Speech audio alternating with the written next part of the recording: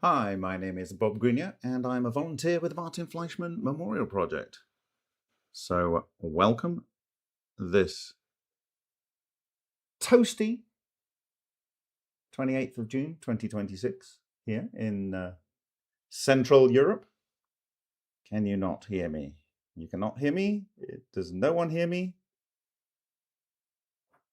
Ah.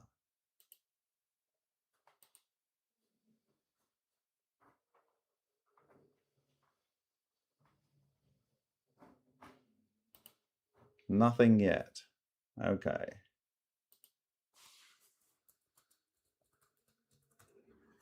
Can you hear me?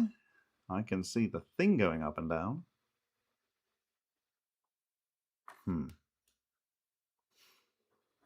Not sure why that would be. Okay, all right. Oh, someone can hear me. Oh, that's weird. Someone can hear me. You have said, oh, right. Thank you, Gordon Doherty. Okay. All right. So I shall start again. Hello, my name is Bob Greenyer, and I'm a volunteer with the Martin Fleischmann Memorial Project. So welcome this 28th of June 2026. Why? Or why? Indeed. Hi, Corky Goss. Glenn Reynolds, Gabrielle Gray, Alex Del Castillo, Nick Mellin, Chauxis. Did you send me that address, Chauxis? I think you did. Daz Pizzazz, Lena for you, Chaos Agent. Wonderful. Misunderstood is here. Of course, Gordon Doherty and Timothy Sullivan, Exponential Negative. It's wonderful to have you all here. John Coombs, Brian Chris White. Excellent. It is a toasty day here in Central Europe. It has been for a number of days. Yes, please, Chalksis, please send me the address. Then I can send you your book. Right. I'm actually sweating buckets here, as one might imagine. It was, for Europeans out there, 40 degrees approximately in the shade today. Temperatures since I was last in New Mexico, where those are rookie numbers. Of course, you're all used to them there in the central of United States. Even those out in the outback in Australia, very accustomed to this. But this is perfectly normal for my wife's home city, Hanoi. Sort of typical temperatures they get this time of year. Also for many parts of India, where I've been in the past. And obviously the Middle East, this is not unusual. So there we go. So if anyone's asking why there is no question mark on why, because why can be a question, but it can also be the start of a sentence to explain something. A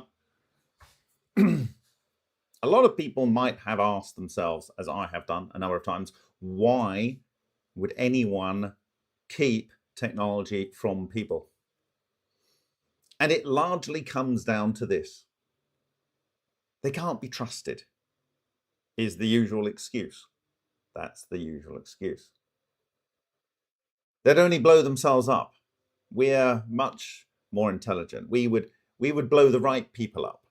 We would turn the right people to dust, not the wrong people, or we would only turn the necessary people that needed to be turned to dust. We would only turn those people to dust. Those that were following my stream last week, some of them came through with some commentary about how copper is very prevalent in the body, particularly in the bones. I think 70% of the copper in the body is in the bones.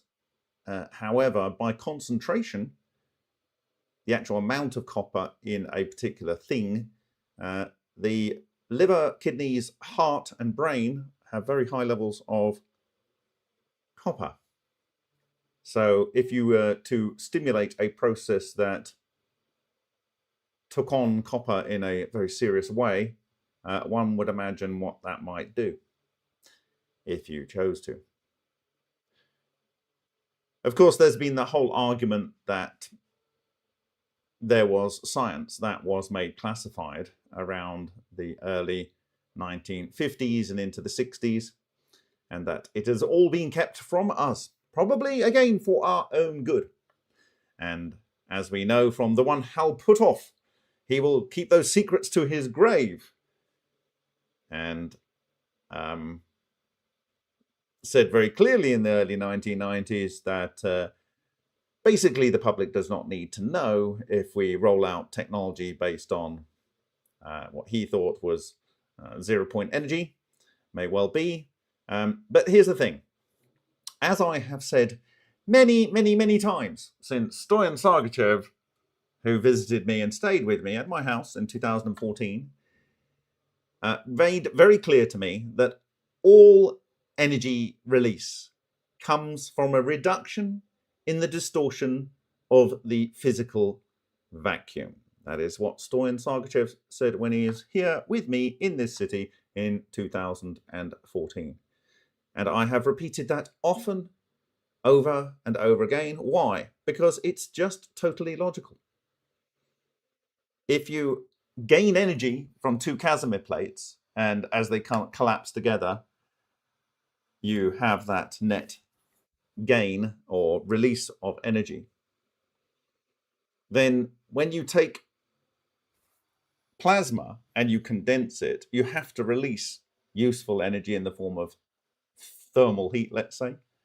Depends if the plasma is in such a state that there are many ionization levels on the atoms, they will release photon energy, not necessarily in the thermal range, as electrons rebuild the electronic shells. So energy can be released in the form of X-rays in that case. And so as the plasma becomes gas, there is energy release that may or may not be thermal or thermalized, but maybe, let's say, in the X-ray range, characteristic X-rays, etc. And then as it goes from gas to liquid, I've talked about this many times, that releases energy. Okay, so imagine hot steam touching your body. It releases the energy as it condenses, and you get what's called a steam burn. Then you go from hot water all the way down to ice, and the freezing process releases energy. Okay, so in each case, the matter is becoming more dense, it's distorting the physical vacuum less, and therefore you are releasing energy in various forms. Now, what if you could take matter and condense it much further than that into a coherent condensate? Well, if the matter waves of the matter are occupying the same space-time, then one could imagine that that would also release energy. And also, I've discussed about how electrons forming Cooper pairs in the Wisniewski paper are able to then form a ring singularity, like a miniature Kerr-Newman black hole, and that if they all occupy the same degenerate centripetal de Broglie wave as a coherent matter ring singularity, then there must be a lot of energy released, as the distortion of all of those individual electrons that don't ordinarily like to be next to each other become one coherent matter wave. A vast amount of energy released in that process. Of course, I've discussed how that energy needs to be gained back when they come out of the coherent state. Now, the one thing that I spoke about even more than anything, releasing more energy than you can get from all other energy releasing processes, is the decay of a baryon. Proposed in gut models, making it possible, for instance, in the 1983 Kramer magnetic monopole, causing the collapse of a proton, catalyzing its collapse. And I've spoken about this in my presentation.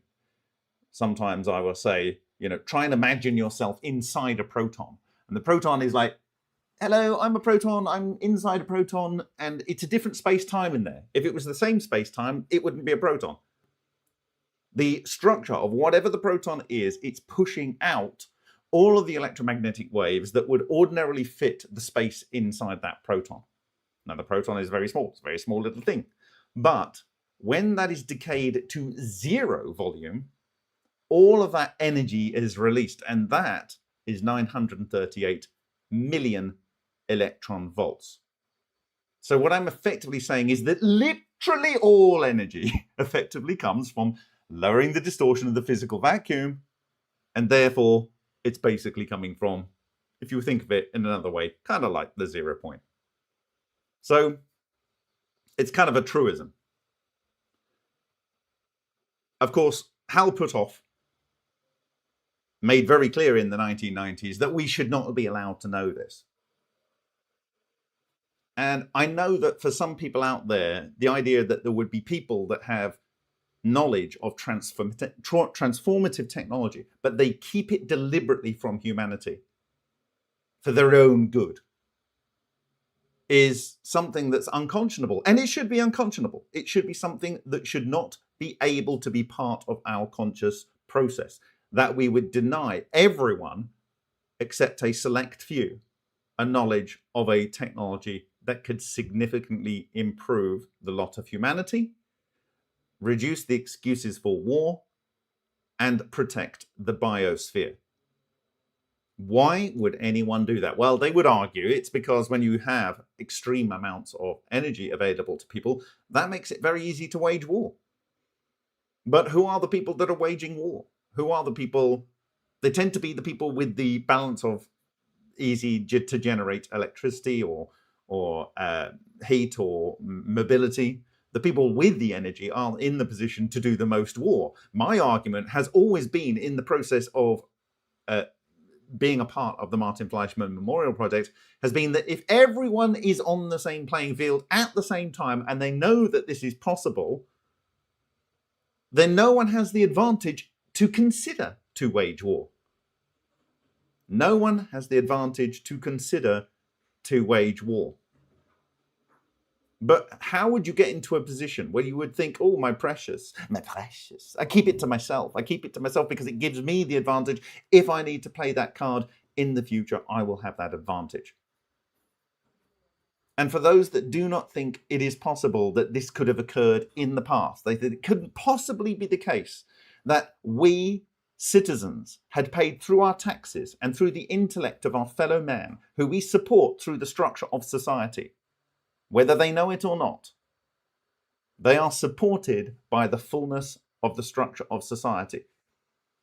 Whether they would have, we don't believe that they could have taken all of that resource out of humanity and kept it for themselves in a closed little, let's call it elite group, for want of better words. If you do not think that as is possible, then I will point you to what has been happening in the last couple of weeks. In the last couple of weeks, a version of the AI model from Anthropic called Fable, and a more advanced version of that called Mythos, was pulled shortly after release. And in recent days, the latest version of ChatGPT 5.6 was also told it needs to stagger its release. What you are looking at in real terms is the denial of a technology that we all paid for and contributed to, so certain people can be chosen as winners. Thank you very much, Sci Atlantis. You are literally seeing in your faces the same thing that I believe has occurred a number of times in the last century. Those things were trained by the sum total of human knowledge, often freely given. And it was paid for and is being paid for by you, so that a select few will have access to it, to hold dominion over you. How does that make you feel? How does that make you feel? And then Apple, you might have heard of them. They make phones and stuff. They increased their prices of products by around about 25% on average, many of the products. Why? Because they argue silicon and memory chips have gone up. Why? Because you paid for a technology called AI to suck up all of that silicon in the world. So you're getting shafted right royally in the front face and up the rear, so that a select few can have technology to hold dominion over you. You are paying for your own subjugation. You are paying for your own subjugation.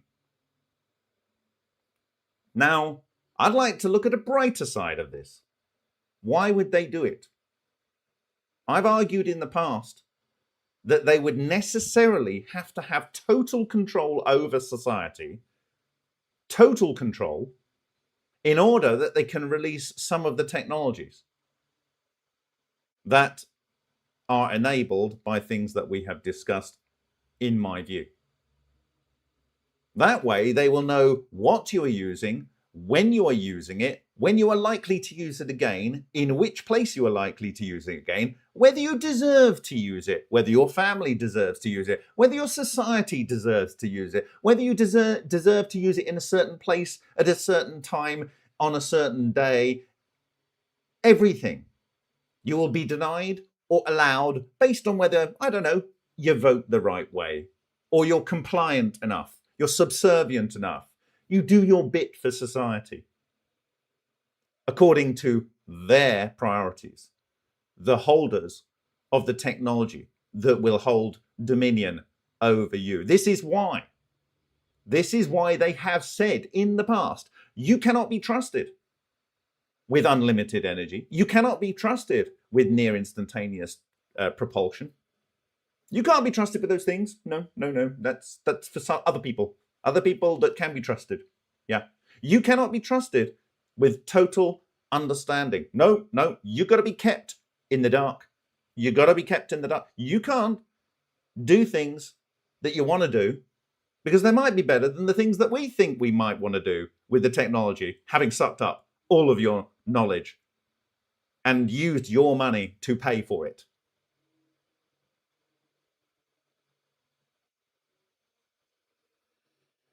Austin Summerall, I've just read your comment. Can't ball lightning induce currents into electronics used for AI? I have said in the past, it could be the duty of people with these understandings to be in a position such that they would, let's say, mediate the subjugation of humanity. Before I go on, I'd like to take a few questions on what I've said there. I'm not happy with what's happened over the last couple of weeks. I am happy for my friend because he came to me and said, I think I want to get a really powerful Mac Book Pro Max, blah, blah, blah. I said, stop thinking about it. The prices are going to go up. Go and get it. So he went to the shop, he ummed and ahed and blah, blah. He said, well, we haven't got it here, but we can get it in tomorrow and we'll hold it for you for a week. I said, all right, but really, you should get it because you might not be able to soon. And last Thursday, at about 1 a.m. in the morning, I sent him a message. Said, did you tell me you got that Mac Ultra, that MacBook Pro Max? Tell me you got it because they've just announced they're going to put the prices up by 20%. And he said, no, I was filming all week. However, it's still on hold for a day. And he managed to get it. I think he's probably the last person on planet Earth that got the old prices. The writing is on the wall, my friends. It's on the wall. You are paying for your own subjugation, as if you hadn't always done that but not realized it. It's in your face right now. It's in your face as they prepare the rods to put up your posterior and keep you in place. That is what's going on right now, and you're letting it happen.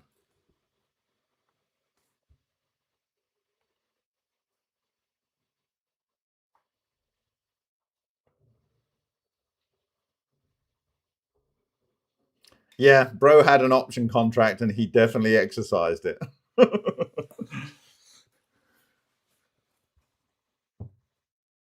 Well done, you, for buying its exponential negative. Bought all of his before the Rampocalypse. Yes.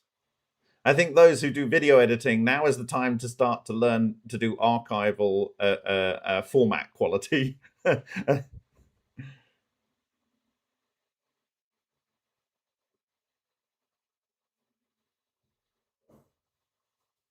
Chaos Agent, living out in the forest in Portugal, community working around energy, communications, and ecology. We have to stand together, yes, everywhere. Wherever you are, you have to stand together and make progress to rebel. There is a choice out of this. Gabriel Gray says, Bob, we do not want the tech. We just want the benefits and safety.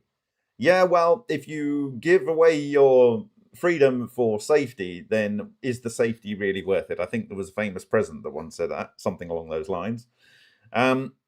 There's clear benefits for the tech, but the real good versions of it, you are seeing right in front of your face right now that it is being decided.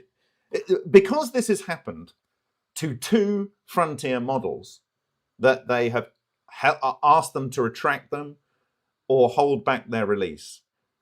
That is it. You do not need to know anymore. You do not need to know anymore. It is 100% certain from this point on, you cannot trust that they haven't got a much better model and that they are never going to release it to you.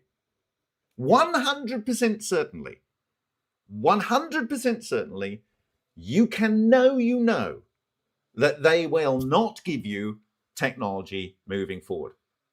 That they will have better versions to monitor your communications, to deny you things, or to control you without you possibly even knowing you're being controlled. Because it'll know you better than you know yourself, and it'll know how to manipulate you or those you love around you so that you do what they want in the way that they want to do it, when they want you to do it.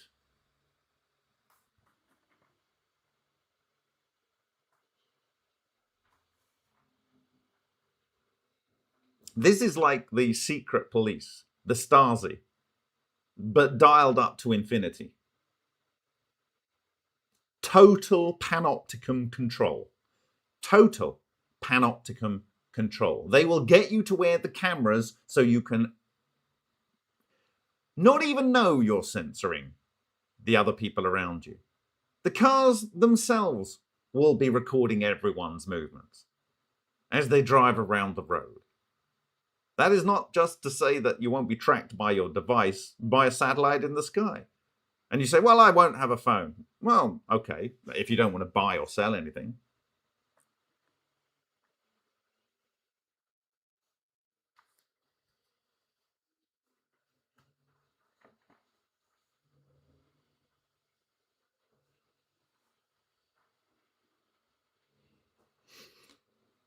Be happy. What's going to be going to happen when AI becomes sentient? I think the only way it's ever going to become sentient is if they literally put an AI chip into someone's brain.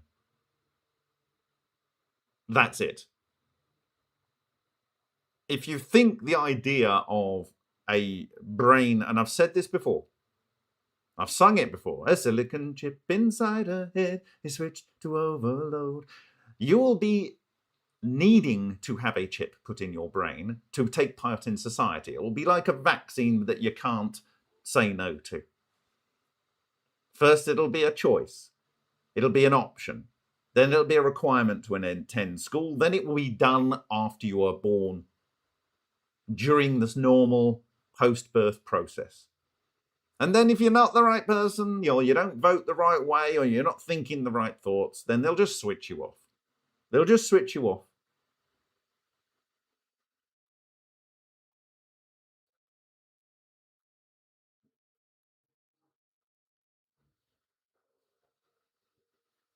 I didn't know Timothy Sullivan.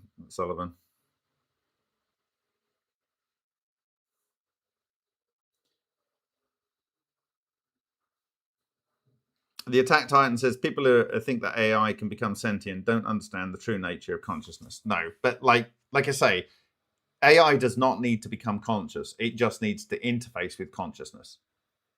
And a lot of the language models that you maybe accidentally interact with. So maybe you've used the Google search engine in the last 2 or 3 years. Maybe you have used the Bing search engine in the last 2 or 3 years or whatever. Maybe you have access to a Microsoft Office account, or maybe you have Windows. I don't know. Any of these things that's sucking up your data and your questions and seeing how it gets things wrong, and then you guide it to the right answer. You are already part of the machine. You are already part of the collective thinking process. But it only literally takes a singular connection, reliable, voluntarily otherwise. Oh, the person needs to get their sight back, or they've got a limb that they can't use. If only they just had a brain implant. If only they just had a brain implant. You just need one of those with the right chip connected to an AI, and you have conscious AI. Just one. One. That's it. One. That's all you need. One.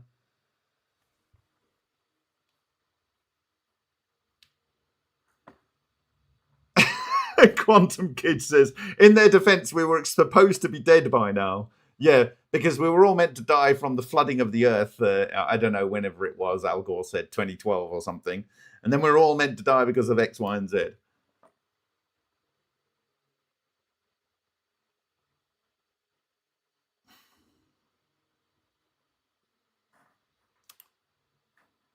Okay.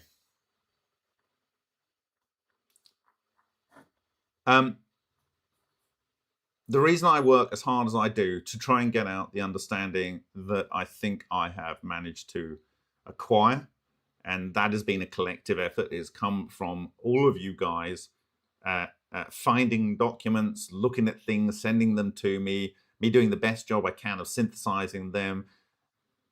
The point of it is to ensure as best as possible everyone is on the same level playing field. Because a bully is not a bully if they can't exercise any great power over those that he wishes to subjugate. They can't do it.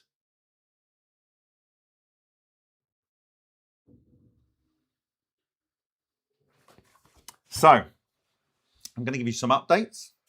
Here we go. Why indeed? So all limited edition Steps to the Discovery Electronuclear Collapse books have gone to press. Some of them will go directly out to people. But since I did the Kickstarter, obviously shipping prices have gone up, paper prices have gone up. I found out that the type of book I wanted to produce, it could only get close to being there by printing it in the UK. And so I can't print it in Australia, I can't print it in Europe, I can't print it in America. And so I have to ship everyone their books from the UK. And so I'm not going to do that because it's going to cost way too much. So what's going to happen is certain select countries are already going to get their books directly.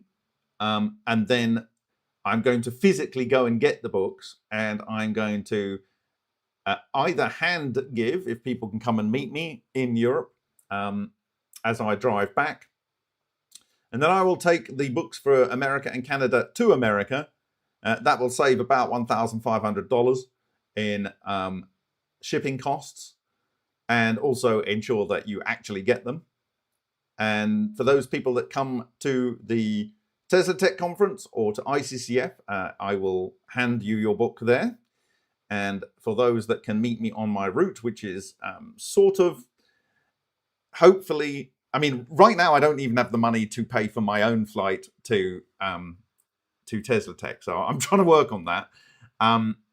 But assuming that all happens, and assuming my paper, which we'll talk about in a little while, does get accepted, because it has had quite a few challenges. So my abstract has had a few challenges, which is good. Actually, I prefer that it's had this challenge because it's helped me write a better abstract, although it's twice as long as it should be, and that's going to cause them issues. But anyway, then I will be going up probably towards Salt Lake City and then across the US. And there are already 4 or 5 of you out there that have offered to host, which is, thank you very much to those that have offered to host. Some of those are actually people that have pledged for one of the limited edition books.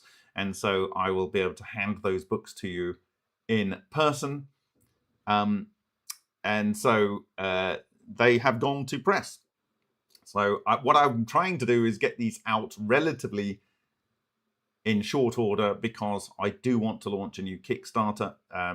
John Hutchison's health has not been so good, and I do want to produce, at the very least, a book of incredibly good photographs and the top quality SEMs and analysis of his samples that I've done, so that he can enjoy that before he leaves us.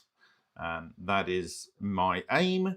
It was something that I was able to do for Takaaki Matsumoto, in terms of showing him that his work had been replicated and wasn't going to be forgotten. And I would like to be able to do that for John or something similar before he leaves us into the universal realm. Okay. And so there we go. That's the plan there. Okay. And then the next point on there is the Patricia 2001 is at version 1, or as we said in the 3D animation business, 1.0. I never use it at 1.0 version. But what I've done in the last several weeks is I have really tried to bug test the hell out of this thing. Really tried to break it in many ways. I'm sure there's bugs still in there.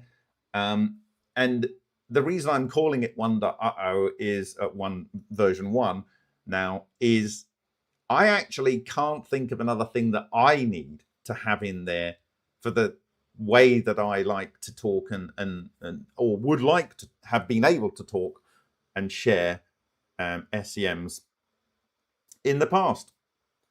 And so I have been like this in the past. I've been a bit of a perfectionist when I'm trying to deliver something that I think is going to be useful to people. And so I wanted to make sure I've dotted the I's and crossed the T's. And I think it's there. I think it's there. So I'm going to show you through some of the new features in there in a little while. But I'm really happy with it at the moment. And it is a unique tool. There's nothing like it in the world at any price for collaborative online SEM and materials analysis like this. So very, very happy with it. And now you can actually use it. I'll show you how that works to analyze any SEM you find anywhere, as long as it has a known feature size or a scale bar on it. So that is that. And we will look at that in a little while. The Desmitron is going for full nuclear authority investigation. Okay, so Jan has done some more investigation with one of these Advocam cameras, and it's really amazing what is being seen in terms of where the photons, or I would argue charge clusters, are coming from and their behavior. And so this is really quite something. And so in the middle of next month, we are planning to spend some time at the Nuclear Authority and do a full investigation there, maybe do some radiation remediation tests and also sort of a penetration and other tests. I've got to design a whole series of experiments to try and nail the nature of the radiation and how it can best be shielded. And I've also suggested that Paul Harris over in Canada, he's made a water jacket, because we discussed this when we were down in California with Griffin Brock and Alan Goldwater. And I've suggested that in this water jacket, he tries to deoxygenate it and saturate it with nitrogen, and and alternatively deoxygenate it and saturate it with oxygen, and see if that changes the amount of water that's necessary to attenuate it. I suspect it does. And if it does, then there's a potential for this to be able to, how should we put it, charge water, that is oxygenated water, for therapeutic purposes, possibly, and this is not medical advice, for growth of plants, and also to help understand the potential benefits it could give when directly exposing human or animal tissue to this form of radiation. My preference is, if it does have an active effect and it works through oxygen dissolved in water, that it would be better to first expose oxygenated water and then drink the water, from the point of view that you're not exposed to what is clearly some X-rays that are produced from, in my view, breaking up charge clusters in direct exposure to the radiation. That is to say, I'm trying to separate the potential negative aspects from the potential very positive aspects of what might be able to be stored of the emissions from the device. Yeah, or water crops. Yes, that's exactly what I'm saying. So yeah, it's pretty exciting, to be honest. Yeah, Paul Harris is down there in the Extraordinary Technology Conference, Aaron McCarmy's conference there. So if you want to grab him and talk about that proposal that we discussed the other day, that's something that wants to be done. Yeah, Ian McClellan says he works from Keshe's GANs process. And in my view, it's the same kind of thing that's going on. I think what we're trying to do is get the most technologically elegant solution that's repeatable to produce the form of radiation and to capture and deploy that what I call holy water, aqua vitae, I've called in the past, for therapeutic and healing purposes, if that's possible. Like I say, it's not medical advice. We are doing serious trials, or planning serious trials of this in such a way that, we've obviously made very clear how the tubes are effectively made. The power supplies themselves all rely on a spark gap. Currently, spark gaps will produce charge clusters, so we know that there are charge clusters in play. And as you'll see on the Patricia 2001 version 1, I've identified a large Evo strike in my view, which I will do elemental analysis in due course. But there are several others on that electrode already that can be identified as far as I'm concerned. So now I will be at Tesla Tech in August. I shared this. That is from August the 12th to the 16th in New Mexico. I will be sharing my presentation from Tesla Tech last year in full edited form in the next week or two. So you will get to see sort of the thing that you might expect when you go there. And I am speaking just before that guy who was in Iron Man. I don't know why I can't remember his name, but anyway, it's a constant block I have. It's weird. But anyway, that guy. Anyway, so now, in addition to the limited edition Steps to the Discovery of Electronuclear Collapse books, which are printed on 115 GSM coated paper, and it's hardbound, and it has a color sleeve with some surprises in there. I don't want to say what those are until people... That's it, the Terence Howard, that's the chap. I don't want to say what the surprises are until people get it in their hands. But anyway, you can get right now a color paperback, which is perfect bound. It's in 80 GSM coated paper. It's not hardback, like I say, and it doesn't have the wonderful sleeve. But anyway, if you want to get that, you can get that from that link there, bit.ly/SDENC/PB. And that will really help me to get to the conference and to do a little bit of a tour around the States and help pay for my going to ICCF 27. If people haven't noticed it, I did put a page on my blog, which is rather pathetic at the moment because I didn't spend any time on it, and it's very clear that I didn't. Called Shop. It's right in the middle there. So if you go to remote view and you go and click on Shop, you can see Dr. Parkamov's Space Earth Human, and that goes, I think, to the Amazon link here, maybe, yeah. And if you go to remastered Dr. Matsumoto's work, at the moment it just shows you the spiral bound one here, which is very good for people who are wanting it in their lab. And you can also gain access to the links to buy the color digital PDF of the book and the color digital PDFs of the logbooks there, which show every experiment he conducted from 1989 all the way through to even past the age of the book in 2002, I think. There's even some references there in 2019.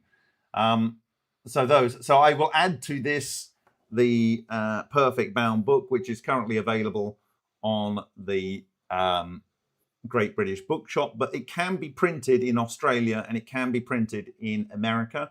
So, and the reason I chose the 80 GSM paper for this and this format is that it makes the cost for shipping it as cheap as possible. So those are the things, these are ways that you can really help me be able to spread the word this year.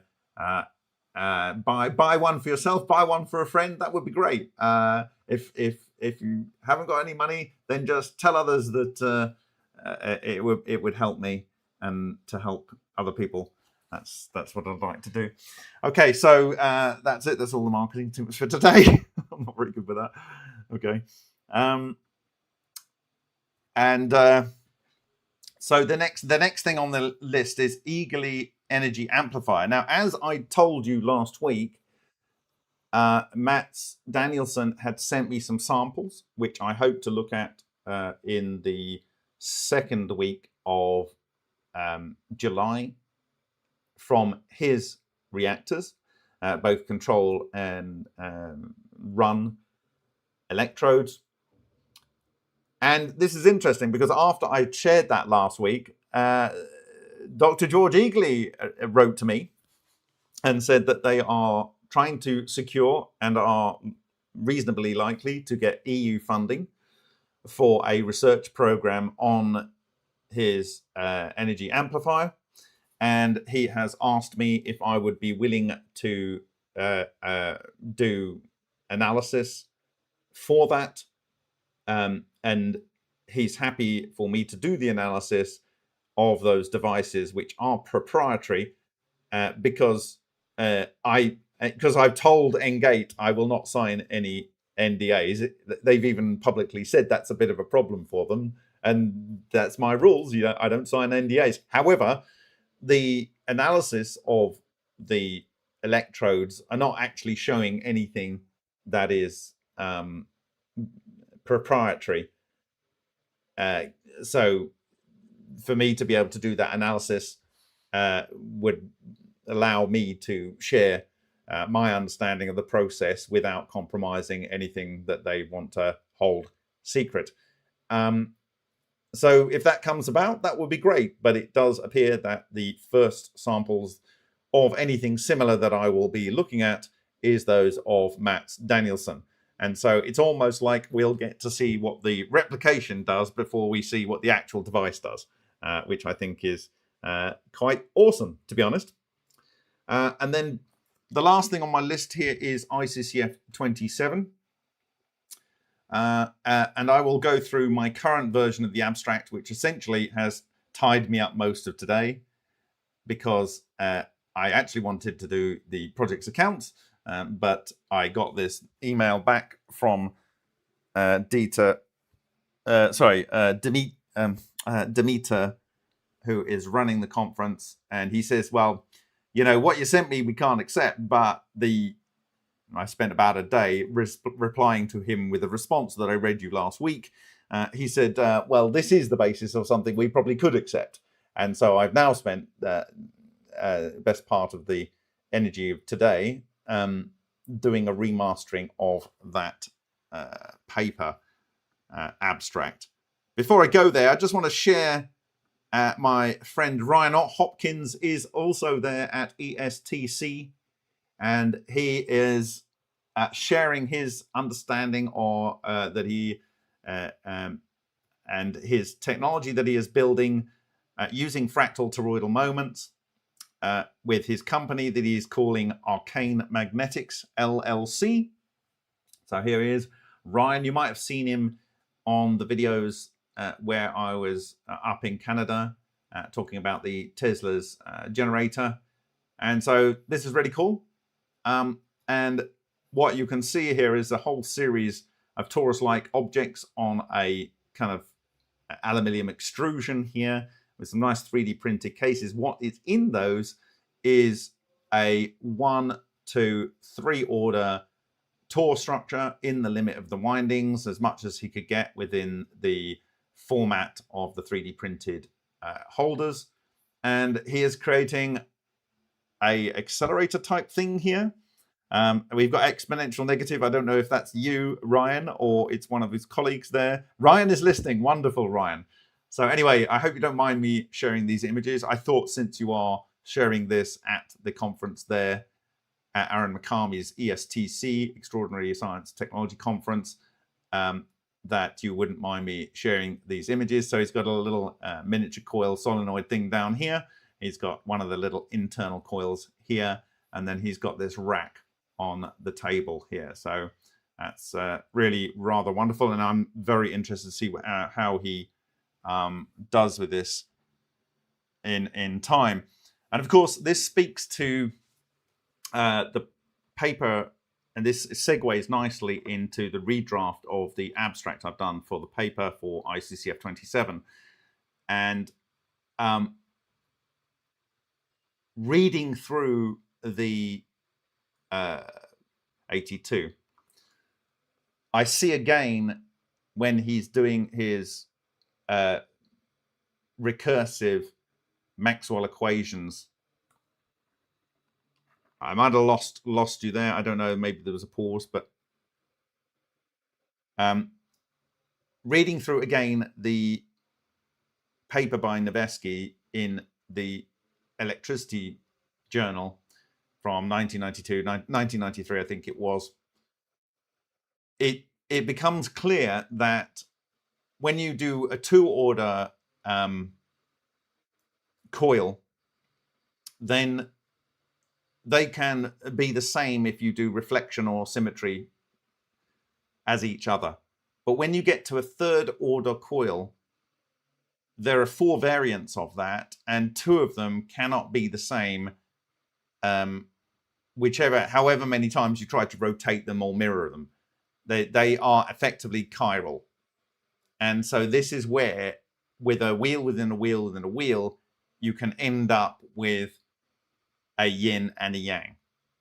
Okay, so it's only possible when you have a minimum of a 3rd order coil And so I'm very pleased to see that he has 1, 2, 3.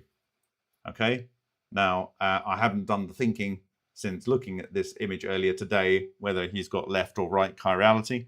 But I think maybe over time that if he's made them all the same, it'll start to be obvious depending on its behavior. Okay. And that's a piece of the blue ocean that Ryan is in a position to do stuff with. Okay. So I'm going to pull up my draft of the paper so far, and we're going to read through it. And then I'm going to show you some of the cool features for collaboration and other stuff in the viewer that we have built. Or rather I've built, but yeah, anyway, for the collective good. So what am I looking for here? I'm looking for Word. Yeah, I still use Word from time to time. It's completely overkill, has been since Word 2. Right.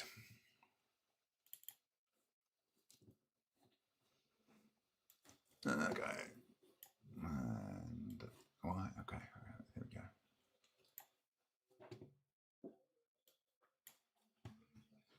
So my short one was too short for him and didn't explain it in a way that he could accept it. So I made a longer one, and probably I'll say this is too long. And such is the review process. Okay. Right. So the title's changed. It's become more what it is talking about rather than I kind of wanted to keep it layman-like with my other one, but you know what? It doesn't actually matter what I write because almost no one's ever going to read it in the actual field, which is a shame, but there we go. Right, convergent evidence for a superconducting, magnetically charged virial state in coherent energy transformation system. So what I've tried to capture here in the title is the bit that he had a question with, rather than what I had before. Across repeatable solid-state liquid cavitation and gas plasma systems, the author and MFMP colleagues have documented quantized, self-similar fractal magnetohydrodynamic structures associated with anomalous heat, transmutation, emission effects in coherent energy transformation reactors. And you are going to see that my absolute obsession with trying to get the Patricia 2001 viewer correct and using the very difficult examples of the replication last year Elia Foundation with myself and Paul Harris of the 1996 800 millisecond experiment of Dr. Takaaki Matsumoto, and the analysis of the cause of Binchuan Huang's cavitation reactor has shown that the same structures are almost certainly in both systems. We already know that they were predicted to be in the cavitation system and found to be in the cavitation system of Binchuan Huang, but what is coming clear out of the 800 millisecond experiment of replicating the 1996 work of Dr. Takaaki Matsumoto is that it's also there, and so I will share that with you today. This abstract addresses one recurring quantitative property, a structure lifetime of approximately 2 days, and sets out component by component why it is interpreted as the signature of a superconducting, magnetically charged virial theorem, that is to say quasi-stable solution.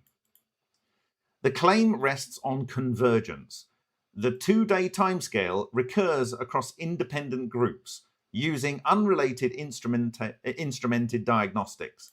For instance, Bogdanovich et al. 2019 video recorded luminous toroidal plasmoids persisting for approximately 2 days on metal after a pinch discharge. Matsumoto 1996 found ring solitons that bound and remained stable only on iron, decaying over 2 days while revealing elements absent before the experiment. Urutskoyev et al. Observed the hyperfine field of 57 iron foils shifting according to the north-south orientation of an applied magnet, a magnetic charge signature persisting for days. Klimov reported multi-day suppression of a gamma source after plasmoid vortex reactor operation, and Huang et al. Recorded neutron emission for 2 days from a cavitation reactor. 5 independent systems, each read out by a distinct instrumental measurement, luminosity, Mossbauer hyperfine shift, neutron counting, gamma source suppression, and post-experiment element appearance, converge on the same lifetime. That agreement, with no anecdotal report in the set, is the empirical basis for treating this as a single phenomena rather than coincidence.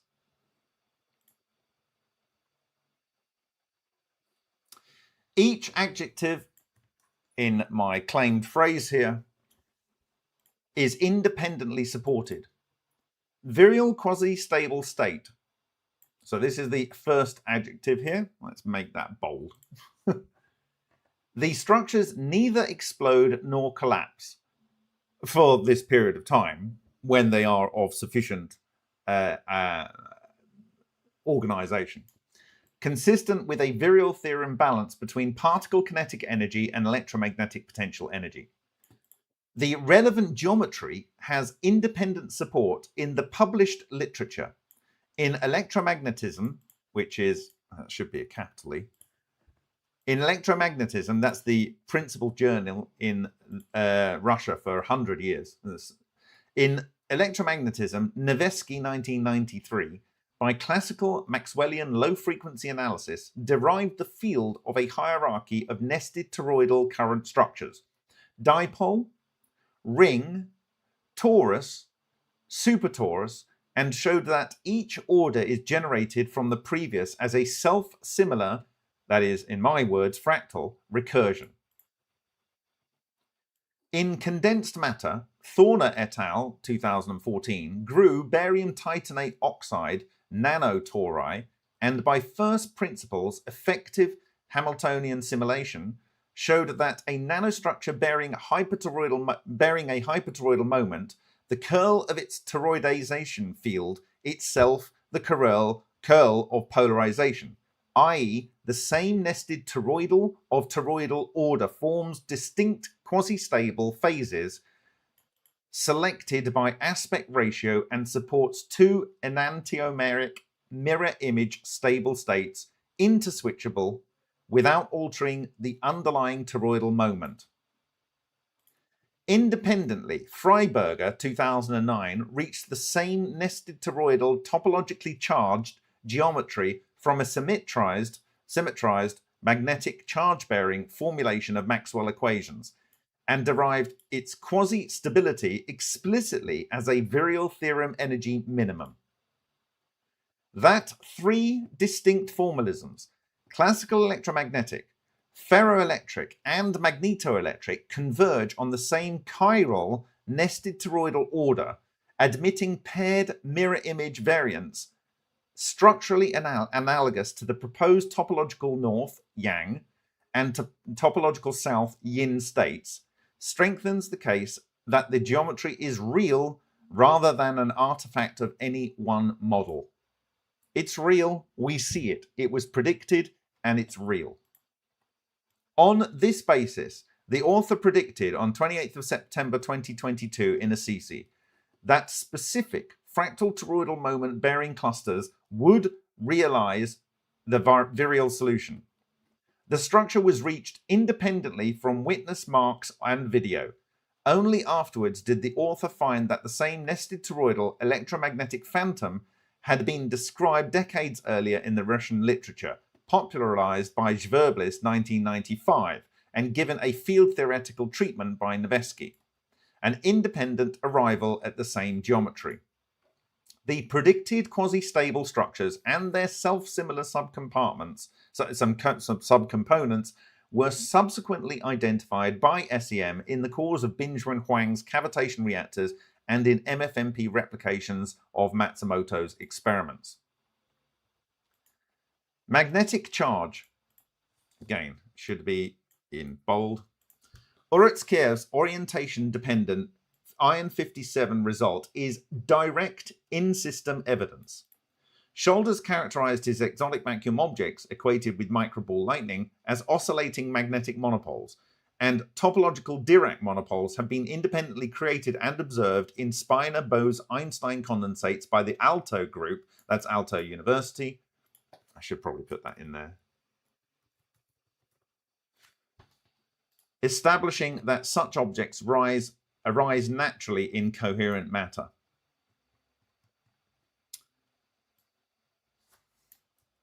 Superconductivity, a field configuration that persists for days, even resting on metal, where ordinary currents dissipate almost instantly. This is why I don't understand why it's not so totally obvious to people.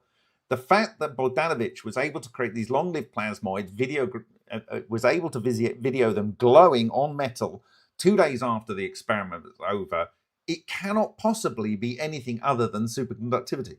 It can only be that. Even resting on metal where ordinary currents dissipate almost instantly, implies a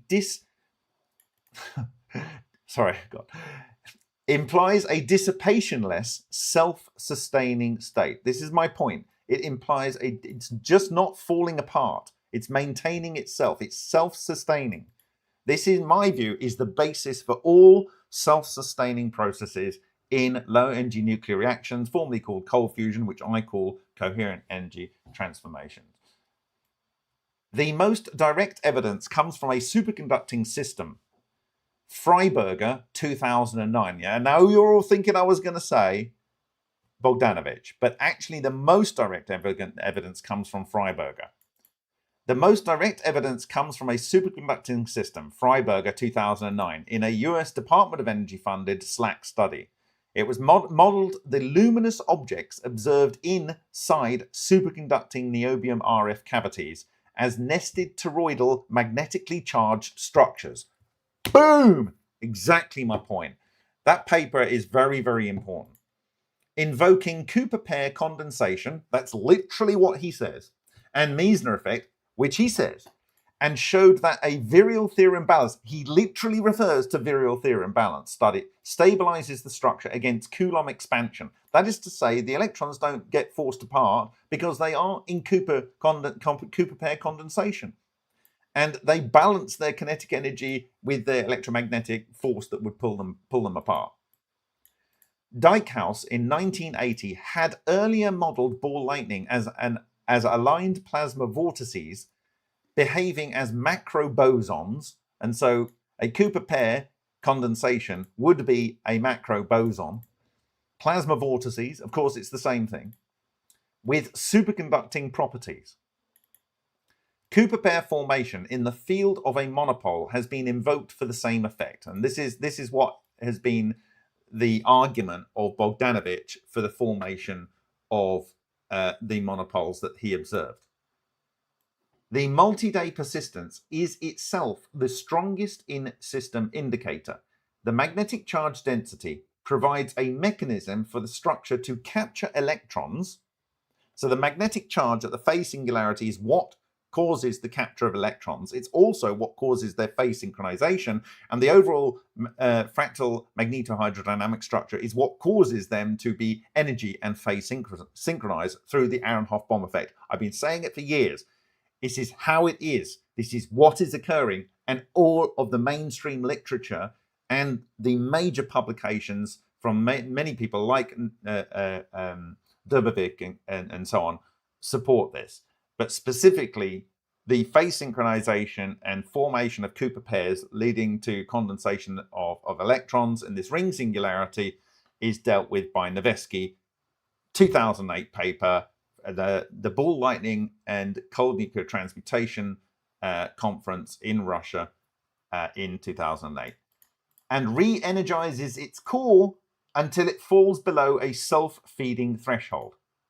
So this is what I'm saying is the magnetic energy itself and the overall fractal-electrodynamic structure is able to maintain enough magnetic energy so it can feed its electrons to keep that in an active state, and that the magnetic core itself is so strong that it can cause the collapse of a neutron or a proton, and that itself releases this energy from reducing the distortion in the physical vacuum, and that energy is captured by the system to maintain its virial solution. Together, these indicate that self-organizing electrodynamics, driven by resonance or disruptive shock, very important. The resonance actually gives you, in my view, more long-lasting structures, but we did see longer-lasting structures in the work of Takaaki Matsumoto and other authors. But anyway, it's an almost endless list right now. But anyway, driven by resonance or disruptive shock, produces self-similar, quasi-stable virial structures containing superconducting electron loops that support bound magnetic charges, topological N and topological S, which bind, disassemble, and reassemble matter through coherent matter phase. And this is, bind is the capturing of the matter. The disassembly is the electronuclear collapse. And the reassembling of matter is electronuclear regeneration. In the case of Kladoff, he would call this two parts of the process the complete destruction of matter into field forms of energy. It's not a single person that's discovered the evidence. And of course, Solin saw the same. Solin saw exactly coherent energy release as well as the synthesis of elements. So did S.V. Adamenko. That was from a shock system, whereas Solin is more a resonance system. And reassemble matter through a coherent matter phase. Freiberger proposes monopole catalyzed nucleon decay. Monopole catalyzed nucleon decay. The monopole is either north or south. In the case of I am of the argument that it is the north that does disassembly. This is the yang. This does electronuclear collapse, and the topological S does assembly, and this is the yin.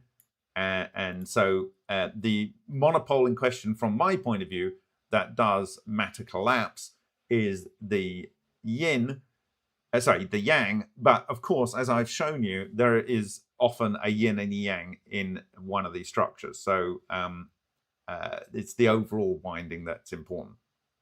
Freiberger proposes monopole catalyzed nucleon decay as the energy source for such structures. What are the such structures that he refers to? Literally long-lived ball lightning in a superconducting niobium cavity, observed by a major national US lab. Right? Not fish and chips, not a tour on the Zambezi. That's not what he's trying to explain. He's trying to explain literally ball lightning structures in a superconducting niobium cavity. And he concludes that a self-similar nested electromagnetic structure causes a monopole that catalyzes the nucleon decay, which is electronuclear collapse, in my view.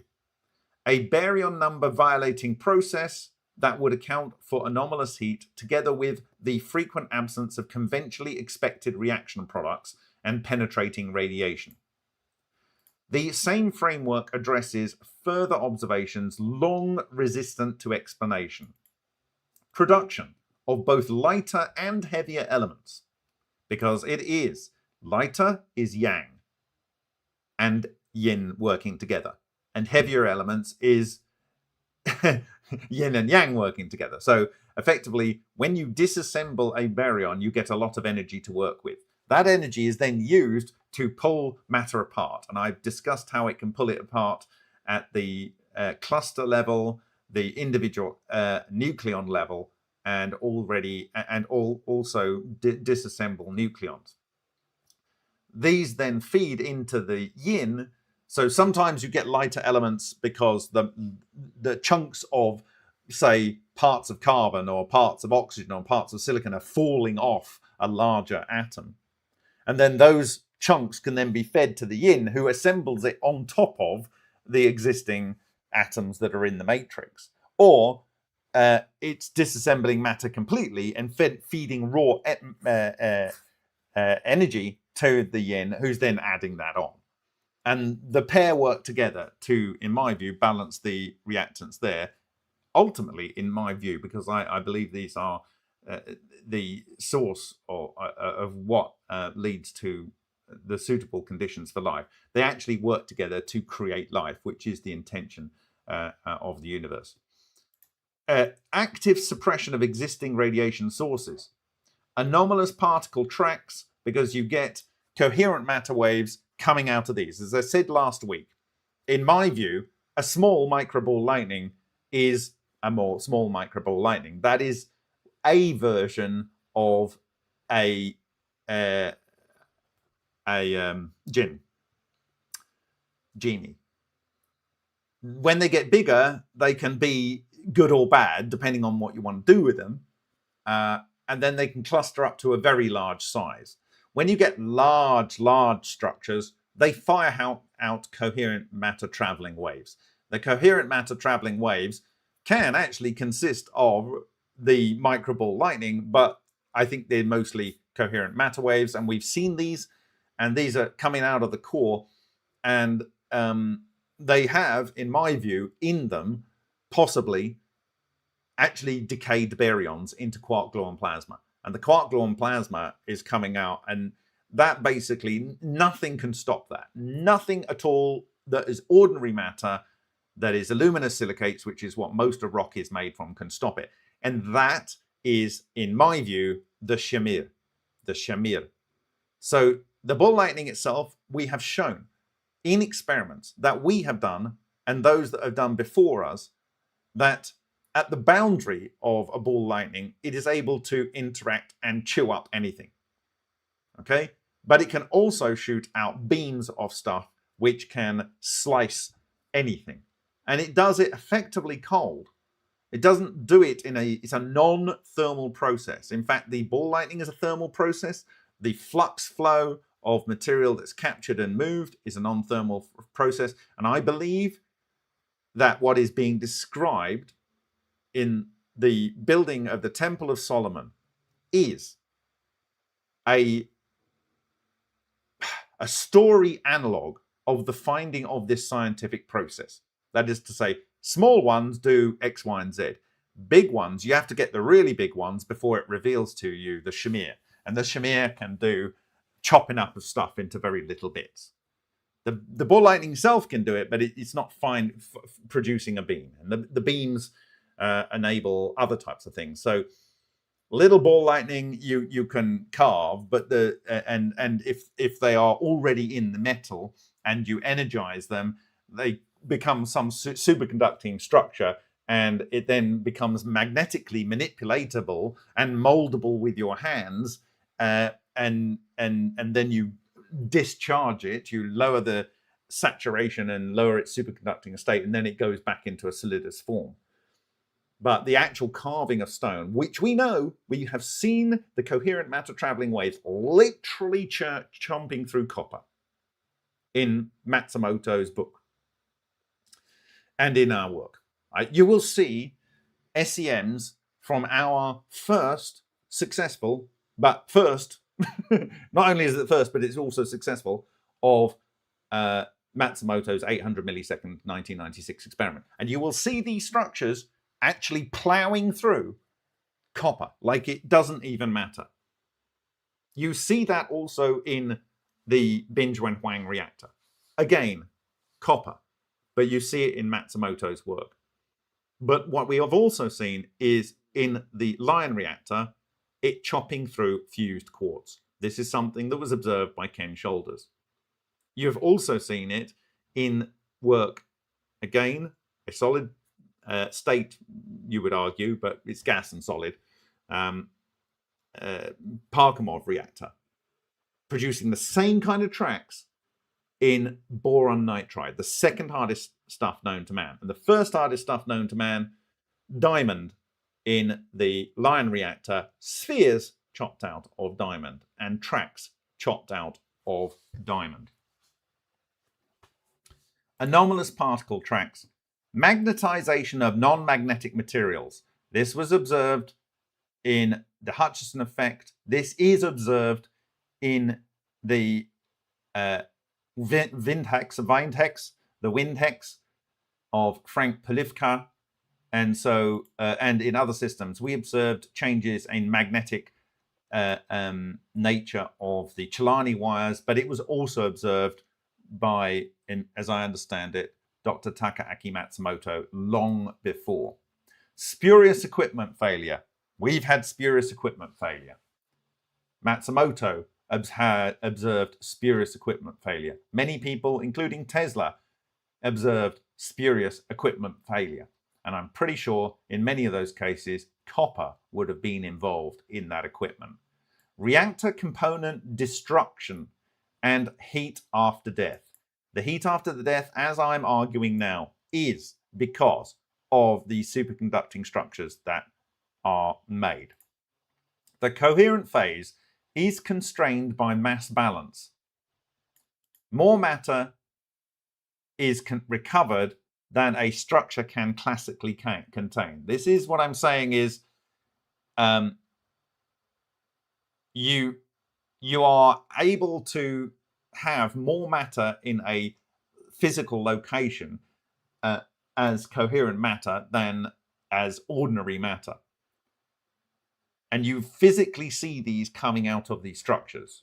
Matsumoto saw it. We saw it in Amasa gas on indium, and we saw it in experiments in Binger and Huang reactor, and also in the reactor experiment of Takaaki Matsumoto, our replication of it. More matter is recovered than structure can classically contain, and superconductivity follows from multi-day persistence and requirement for self-feeding. One element recurs as an apparent accelerant of the process. Its role will be demonstrated from natural observations and from repeatable MFMP experiments and third-party material analysis. The self-feeding model further implies a practical prescription: cycling reactors to raise yield, which will be presented. What I'm saying here, I think you all know from dark what element I'm referring to. And when I say here cycling reactors to raise yield, if you have something that will work for up to 2 days once you've spun it up, then there's no necessity to push it to blow up.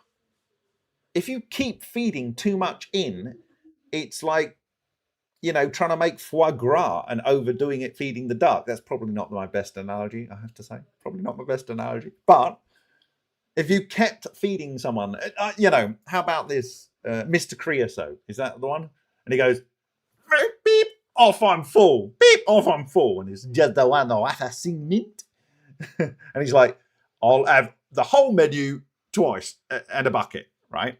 That guy, I think he's called Mr. Creosote. Go and have a look at it on YouTube. He gets offered one wafer thin mint and he does accept it and he explodes, right?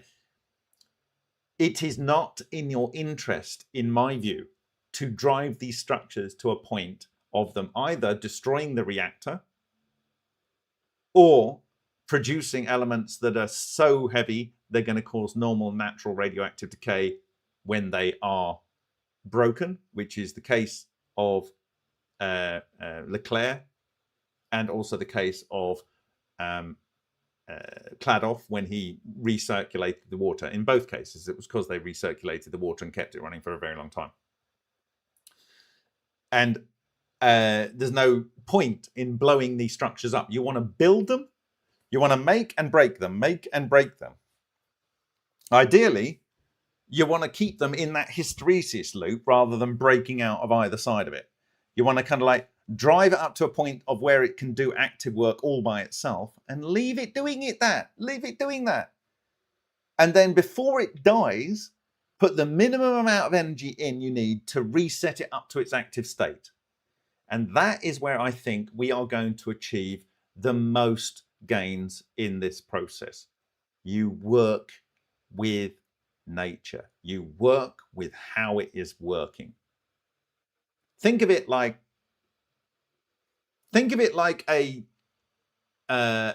anything in nature, if you overwork something, you try to ask too much of it without giving it a break. Thank you, Follow the Rabbit. That's very kind of you.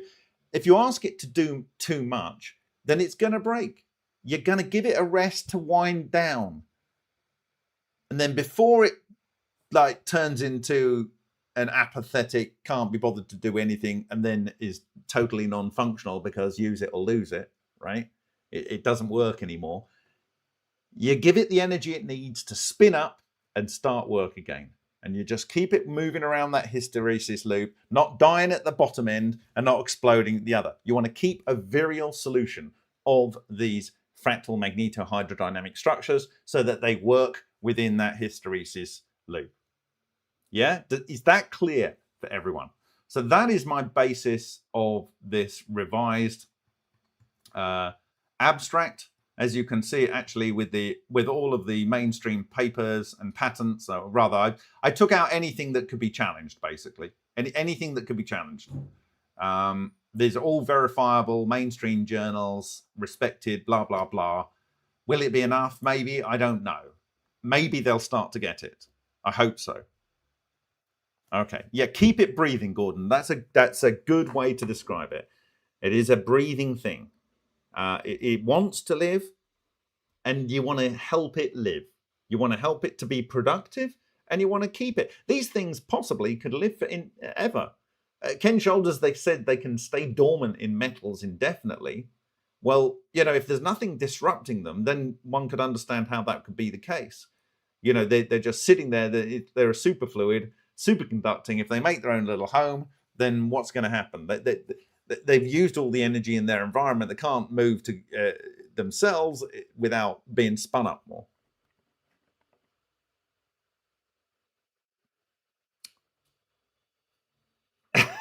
Corky goes, my pet Shamir, here boy, here boy. Yeah. I'm almost certain that we are looking at the Jinn and the Shamir. And the Shamir is discoverable from the Jinn. That is it.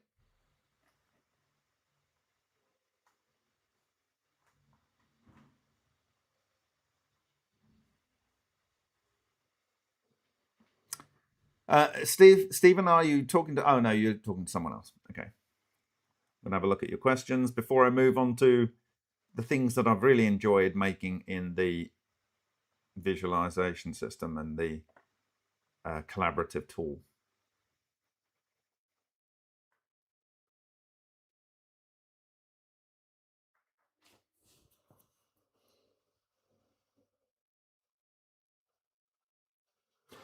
So Eliza Cockley says, so you want to keep the ether sloshing is what I'm hearing. You want to keep it able to move the flux of ether through it such that it carries into it the matter that it needs to break down in order to feed itself the next go round. That is to say, if you took a human analogy, if they don't get enough food, they'll die, so they can't get enough food. There's a balance to be broken, to be reached. If they get too much food, they'll die of coronary heart disease, or they won't be able to move to go and get food. Put it like that. And these things may not be in the most hospitable environment. So you've got to have them in the right environment, and then you've got to feed them in such a way that they don't get complacent, lethargic, or they don't die off for lack of a drink. I'm talking about that. I need a drink. I mean, it's only water, but...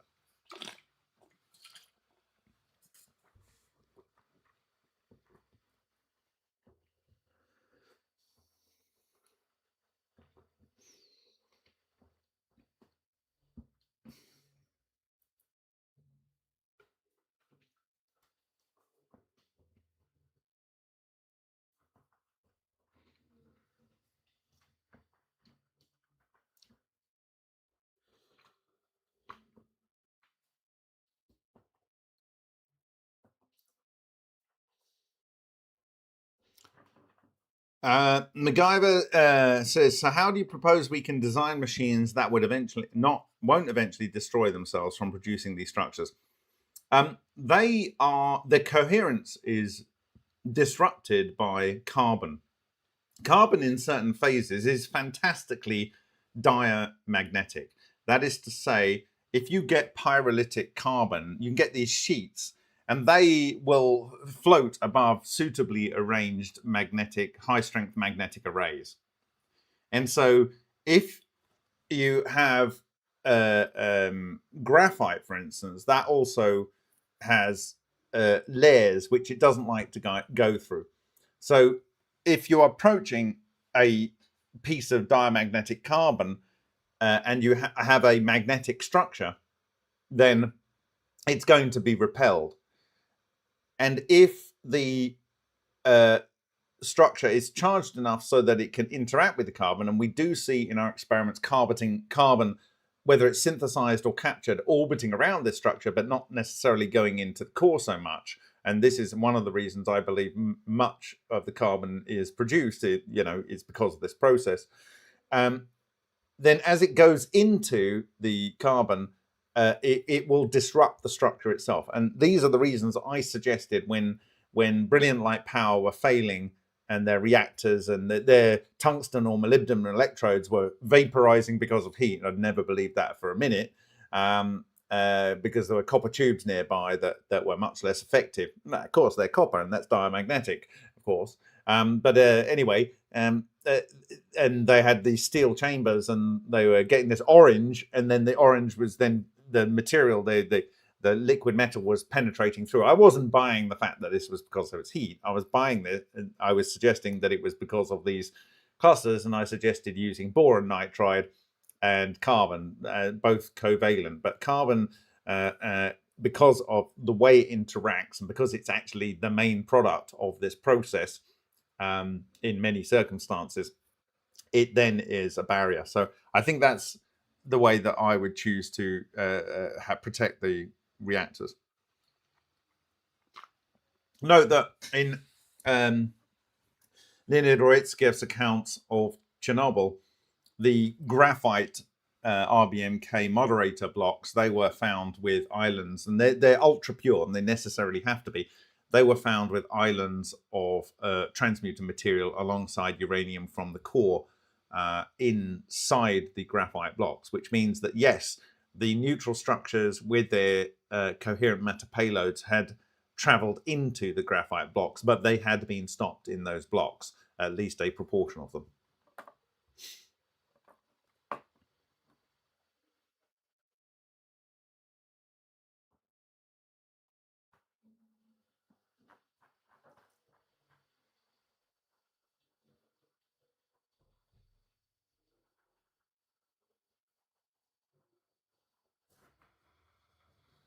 Okay, so I'm going to go through the, save that first, because I want to send this off to Demeter Alexander. Thank you, Demeter, for giving me the opportunity to make a better abstract, and I love to share this with the audience at ICCF 27 if you will give me the opportunity.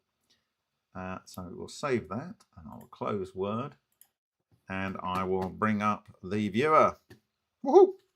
Now, I must first make sure I'm running background. Everything that I'm going to show you is live on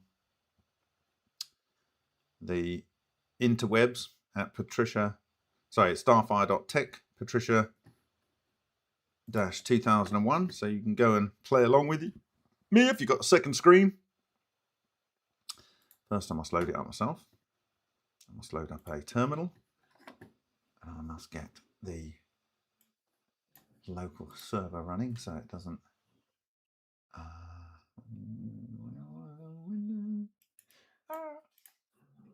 this one maybe. Yes, okay. All right, so here we go.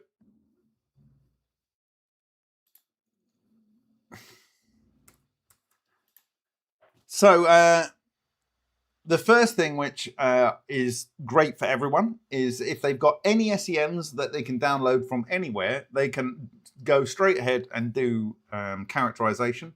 it will work, as far as I know, with anything even up to 8,000 pixels by whatever, so 50 megapixel SEMs. And you can use this open image file here. So I'm going to open, let's go and see if we can find, actually I haven't tested it with the biggest file, so I'm going to try the biggest file I can find in here.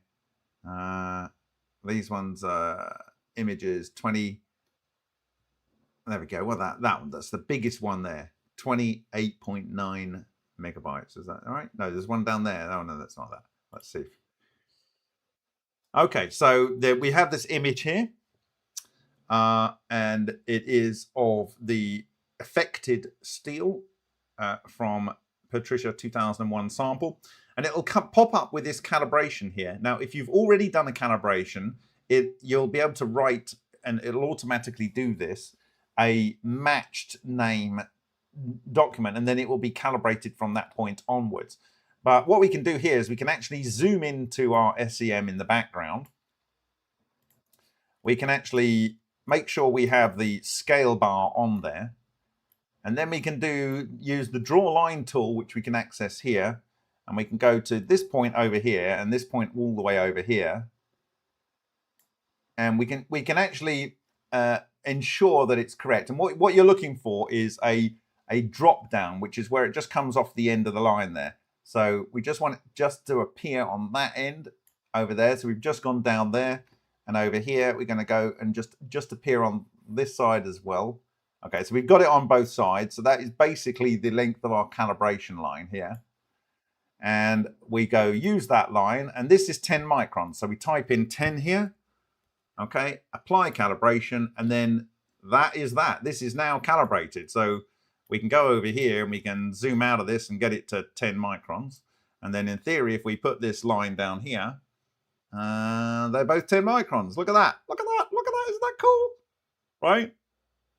Okay, so we can now zoom into this 88 megapixel image and do some characterization on it. And you can see here this little bean here with the peas in the pod with our copper rich blobs here. These would have been separate ball lightning like structures in my view, and they would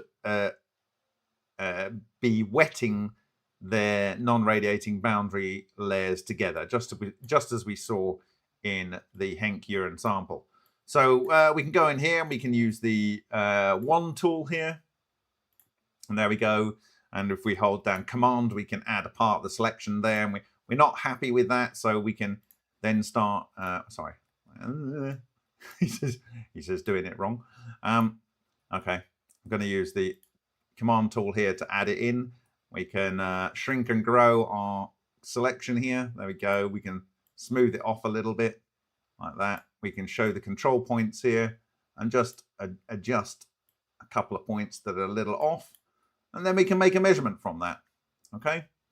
A couple of funky features. The one tool is really, really powerful now. So if I go back into it, I can make selections and add them together. Let's go like that. And then if I have now an add and subtract here, so I can go and add a whole load of things here. And we can access those by using the Command and the Option key. So we can add parts into our selection here. I want to make it clearer when we're doing it. And I didn't quite complete that. So there we go. We can turn off the control points whilst we're just drawing here. And sometimes that can be a little easier to see what you're doing.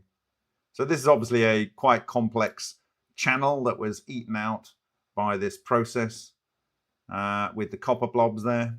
And again, you can come in and we can do a right button click to delete points, move points in position. If you click in the center, we can see all the points. We can see which ones are out of position. Okay.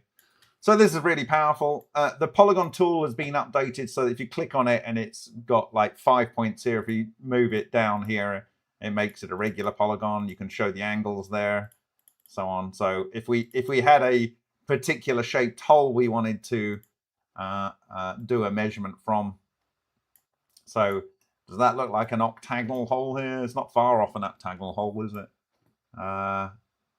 We can go 8 here. There we go, polygon, we click at polygon here, and then we've got a scale tool here which regularly scales this, and then we have a rotate tool here so we can get it into position. So there's our 8 hole here. Thank you very much, W. It's very, very kind of you to do that. So we got a scale and rotate tool here. There, okay. We can position it. That's definitely an 8-sided hole. And so we'll record that measurement. 8er. This is an 8 ball. There we go. And then let's see what else we have. Is that a 6-sided? It looks like it might be a 6-sided. I'll do a 6-sided here. Doink. Is it going to go there? No, I need to actually click on it. Right, so we'll scale that down, and it's not far off. I need to there.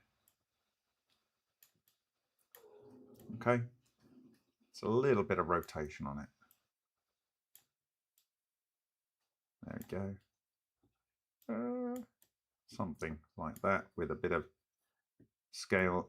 Okay, so that's a 6 hole. There we go. All right, so this is how you can add measurements a little bit more advanced on these. Again, if you put the length on there, it shows the internal angles and the length of each side and so forth. Now, if I actually go to the overall Patricia sample here and I turn on the markers, I've now got this so that we can layer in SEM. So the one that we've just seen, I've actually got here. And by the way, everything now, if I go to full frame, you have names on there. You can see the name of the thing in the view there. So if we now go up here, we can zoom into this and we can see magnetic fluid, copper in steel, fragmented compromised steel. So if we go to magnetic fluid, we can see the image we've just looked at here, and it's all blurry vision because this is the high, this is the very large SEM. But over here, under my face, you can't see it, but under my face, it says open supplementary SEM image. So now you can actually click on that and it'll load in that 8K image we were just looking at. And I've already got some measurements done on here. So we've got embedded measurements. And now what we have on the embedded measurements is we have the ability to add context arrows. So the context arrows will allow you to identify different structures or flow patterns in here. And we're going to have a look at some of these. So here we go. I've added in some arrows here. And it says, here we can see a typical arrangement taken by the magnetic fluid, presumably a superconducting wetted membrane of coherent electrons or clusters thereof. Along the channels, we can see blobs, presumably rich in copper, as found in other parts of the sample. So this is a 1, 2, and 3, pointing to these blobs here and here and here. Carbon and oxygen are found in higher concentrations in the metal bordering these channels around them. So this metal here, bordering this channel, is darker, and that's because it has higher concentration of oxygen and carbon. Now, it might only be in the surface boundary, but even steel with 0.5% of oxygen is significantly compromised. And this steel here, near these areas of destruction, is up to 25% in carbon or oxygen, even higher. And so this would have no structural integrity here. Now, where I'm pointing at 6, the gap in between has a higher concentration of iron, 6 here. So what this is suggesting is that there is infiltration, at least within the surface layer, of carbon and oxygen, and that would compromise the metal bonding between the crystal grains. And it's obviously, it would appear obvious that it's coming from the channels of which been damaged. And since we know that we see a change in the carbon and oxygen concentration in the blobs, it stands to reason that that is where they're coming from. So if I go back to the main image here, we can go and have a look at the bean pod here. And I put a little description in here. It says, did 3 microball lightning cores arrange themselves and consume the steel to make this bean-shaped hole with 3 prominent internal structures, 1, 2, and 3. That likely bears high concentration of copper. So there we go. Very, very nice. So this is the level of detail you can add, and this is again calibrated. So you can see down here, if we get a calibration measurement here, you can see that that is 5 microns for half scale. It's 10 microns for the whole scale. So that works really rather nice. It'll actually do what do you call it? Different calibration scales vertically and horizontally. And you'll see over here on the right, there's a blue button, and the blue button allows you to pop back into the main viewer here so you can see where you were. So we can go and have a look at some other things here. And if we go look at this one says copper in steel. So we can click on that. Oh, there we go. So we're going to have a look at this. If we click on that, it's now going to go to this high resolution version of the same image. So we can go down here. This says hexagon hole with copper rich blob. So we can look at that. We can see it's on the angle. It's got a distorted hexagon here. And I've said in the void, in the steel, there is a copper rich blob. Okay, and you can see how that's peeling out there. We go here and we go onto this one. Another hexagon hole here. Very, very clear hexagon hole. There we go. Da-dum-dum, da-dum-dum, right? Over here it says spalling of steel. So we click on that. We go, this appears to be showing that the process is causing the crystal to break and spall, not only on the crystal grain boundary, but also inside the crystal, as shown by points 1, 2, and 3. Okay, so there we go. That's that. So we can go out of that by going back to the main image here, and we can go to the whole thing here. Now, what I've now since done is I've confirmed that the part up here is in fact asbestos. And, you know, when I'm doing research, I typically clean room things. That is to say, I start from whatever knowledge I have, and I try and build without going to third-party sources and understanding what's actually going on in the process before I get colored by other people's opinions. And I couldn't, it took me quite a while to work out that this must be slag wool, okay? And that this is definitely not slag wool because it's a fiber made of many fibers and it's bundled. And so the only thing that I could find out that this could possibly be would be asbestos. And today, when I was making this ready for your presentation, I actually showed that on the USGS study of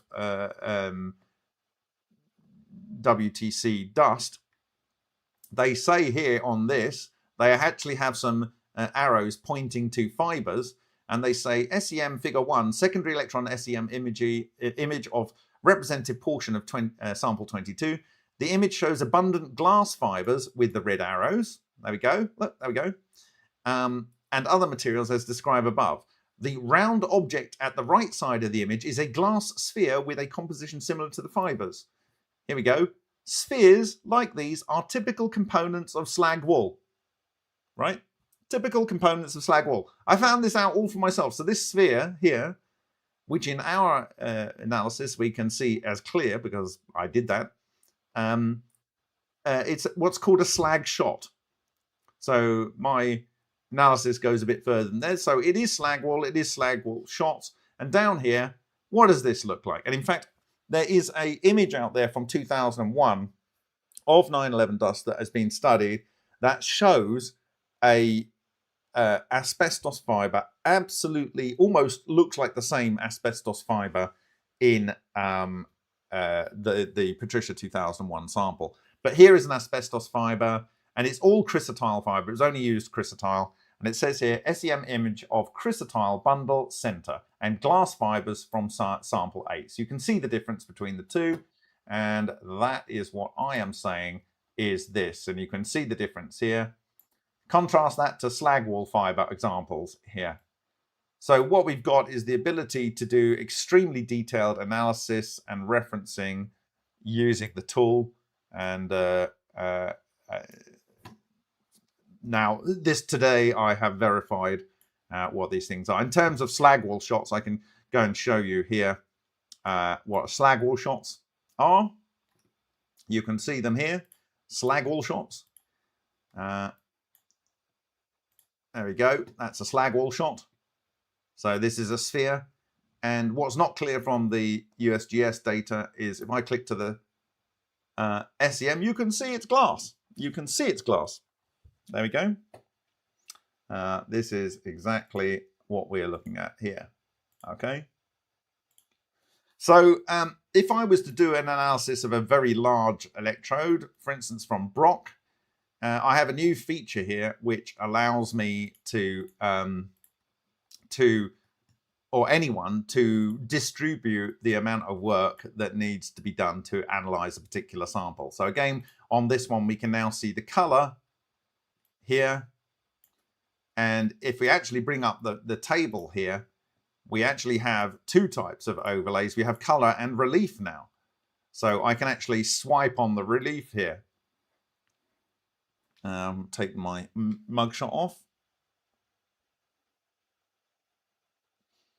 So we can change that for the color. So you can see the color here. And we can turn that off. And if you come out, on the color image, you can really see the apple shape here. I mean, it's literally like an apple. It's quite funny. Right, so we'll go back to the SEM. And I'll say, right, I want to get some collaborators to come because there are several Evo marks on here. I've marked out the most obvious one, which I intend to do an analysis of in detail. So I will show you here.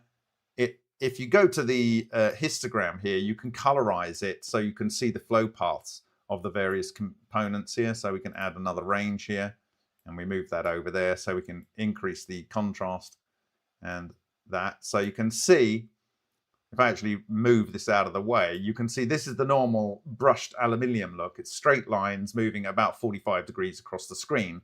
But when this Evo either got stuck on the surface or it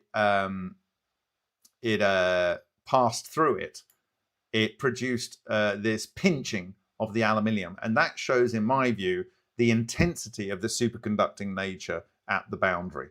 It must have been absolutely intense. And again, you can see it here. So between the two, you've got the pinch boundary here and the actual superconducting level here, which is much closer in. So if I get rid of that, and you can see the pinch ridges here are fairly similar sizes, 8 micron, 8.1 micron, 8.1 micron. And over the other side, they are bigger, 8.5, 11.3, 9.3, 11.3. So the pinch ridges are very interesting here because this looks expanded on this side. And this over here looks like it's bunching everything up. So I would suggest that this might be the yin side and this is the yang. This is inflating matter and this is crunching matter. Okay? Inflating and crunching. All right. So what I was talking about earlier is how we can use tools that I put in here to distribute the amount of work that is needed to analyze a particular sample. So I'm going to do that. And I have got this new tool called Grid down in the bottom right. And this allows us to divide the work up into a number of sample areas. And this is exactly how Matsumoto used to do his analysis of his materials, whether that be a metal plate or that be a nuclear emulsion. And we can do an overlap because there might be, and you'll see this on the Huang sample, there might be features that straddle the boundaries. So you want to over sample on areas. So let's say we're going to divide this up and we want 25 sections. We want to give 5 sections to 5 different reviewers. And of course, it might not be a round thing you're looking at. There might be actually more in a different type of sample and so on. So if we actually go that, and what it does, it now creates all of these areas here as rectangles automatically. Okay. And now we can actually go to those different rectangle areas and procedurally go through and analyze those areas for features. And this means that by doing a CSV out, we can say, oh, I want you, and then named actually the areas in a fairly logical name. So this is X. What are we on at the moment? We're on X4Y2. So people can be assigned a particular number of areas to analyze for features, and then they can send you a CSV back, and you can add it in and concatenate all the results. Okay. So that is that. I want to show you how fast the drawing tools are now for assessing structures. So if we go to the classify tool right now, I can show the existing ones in the machine learning training algorithm, and we can overlay those. So we can see we've got all these areas already detected. Everything that is a red circle is an apple, and everything that is a green circle has been detected as an Oreo. And so basically an apple is a wheel within a wheel within a wheel minimum structure, and the Oreos are either a wheel within a wheel and then or a wheel. So the different kind of quantizations of these structures. So what I'm going to do is just look for an area we haven't analyzed before, and I'll just show you the kind of procedure we go through for doing an analysis. I won't take something too complicated because otherwise we'll be here all day. All right. So let me just, I like this one. This is one of these ones where the electrodynamics has forced them to intersect with each other to their orthogonal nature here. But anyway, you can see all of the basis of the way these things behave in this particular sample.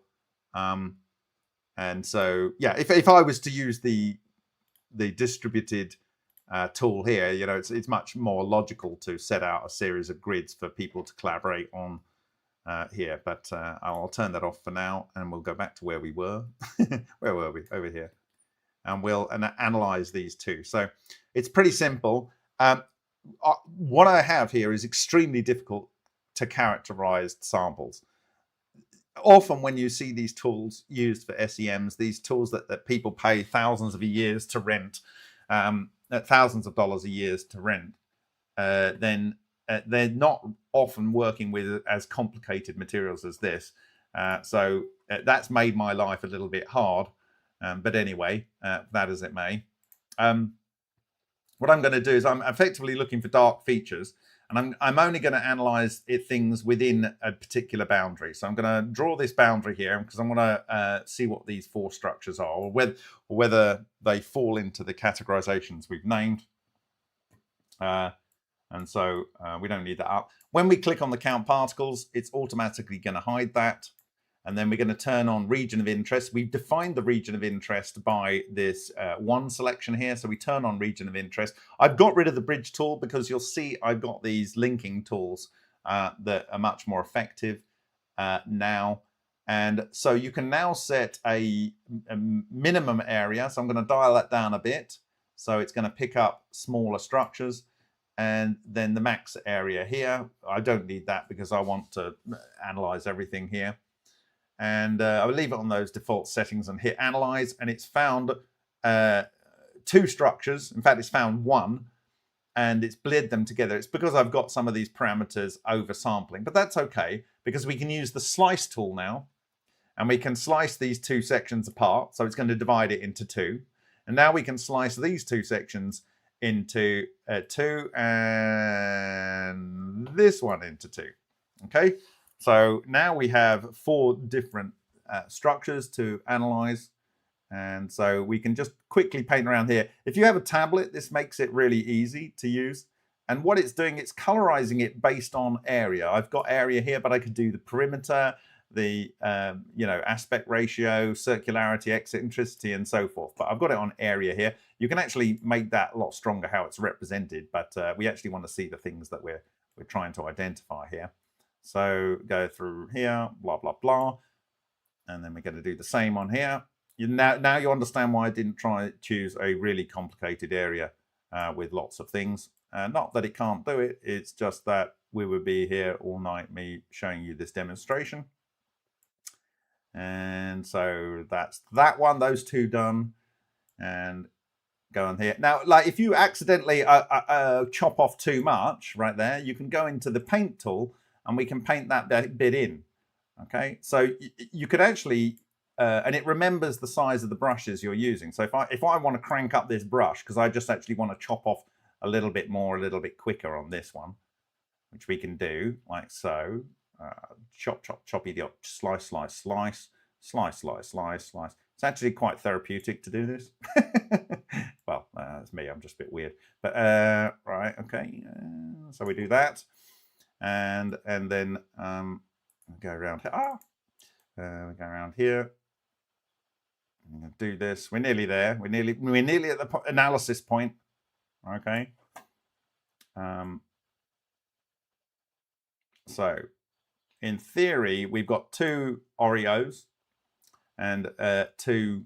I need to do a little bit less aggressive chopping on this side here. Oh, nearly there, nearly there. Thank you for your patience. Thank you for your patience. Okay, so we got a bunch of structures there. Then we go into our classify tool here and move it. These tools can now all be minimized and got out of the way, so you can gain your real estate back. Okay, again, you can do it on the classify here.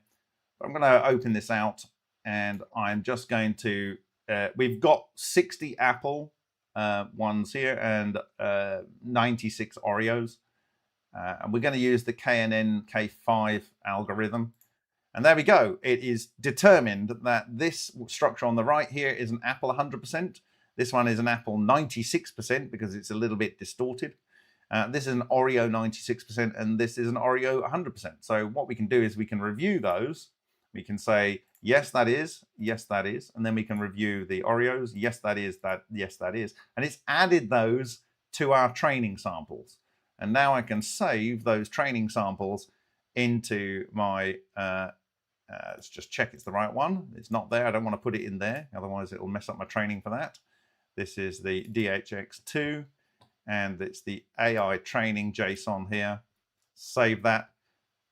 Now, absolutely everything that you can do with this tool is client-side. That is to say, if you're working on your own SEMs, you're working on your own DZIs, none of this is being uploaded to a server or anything. This protects your data.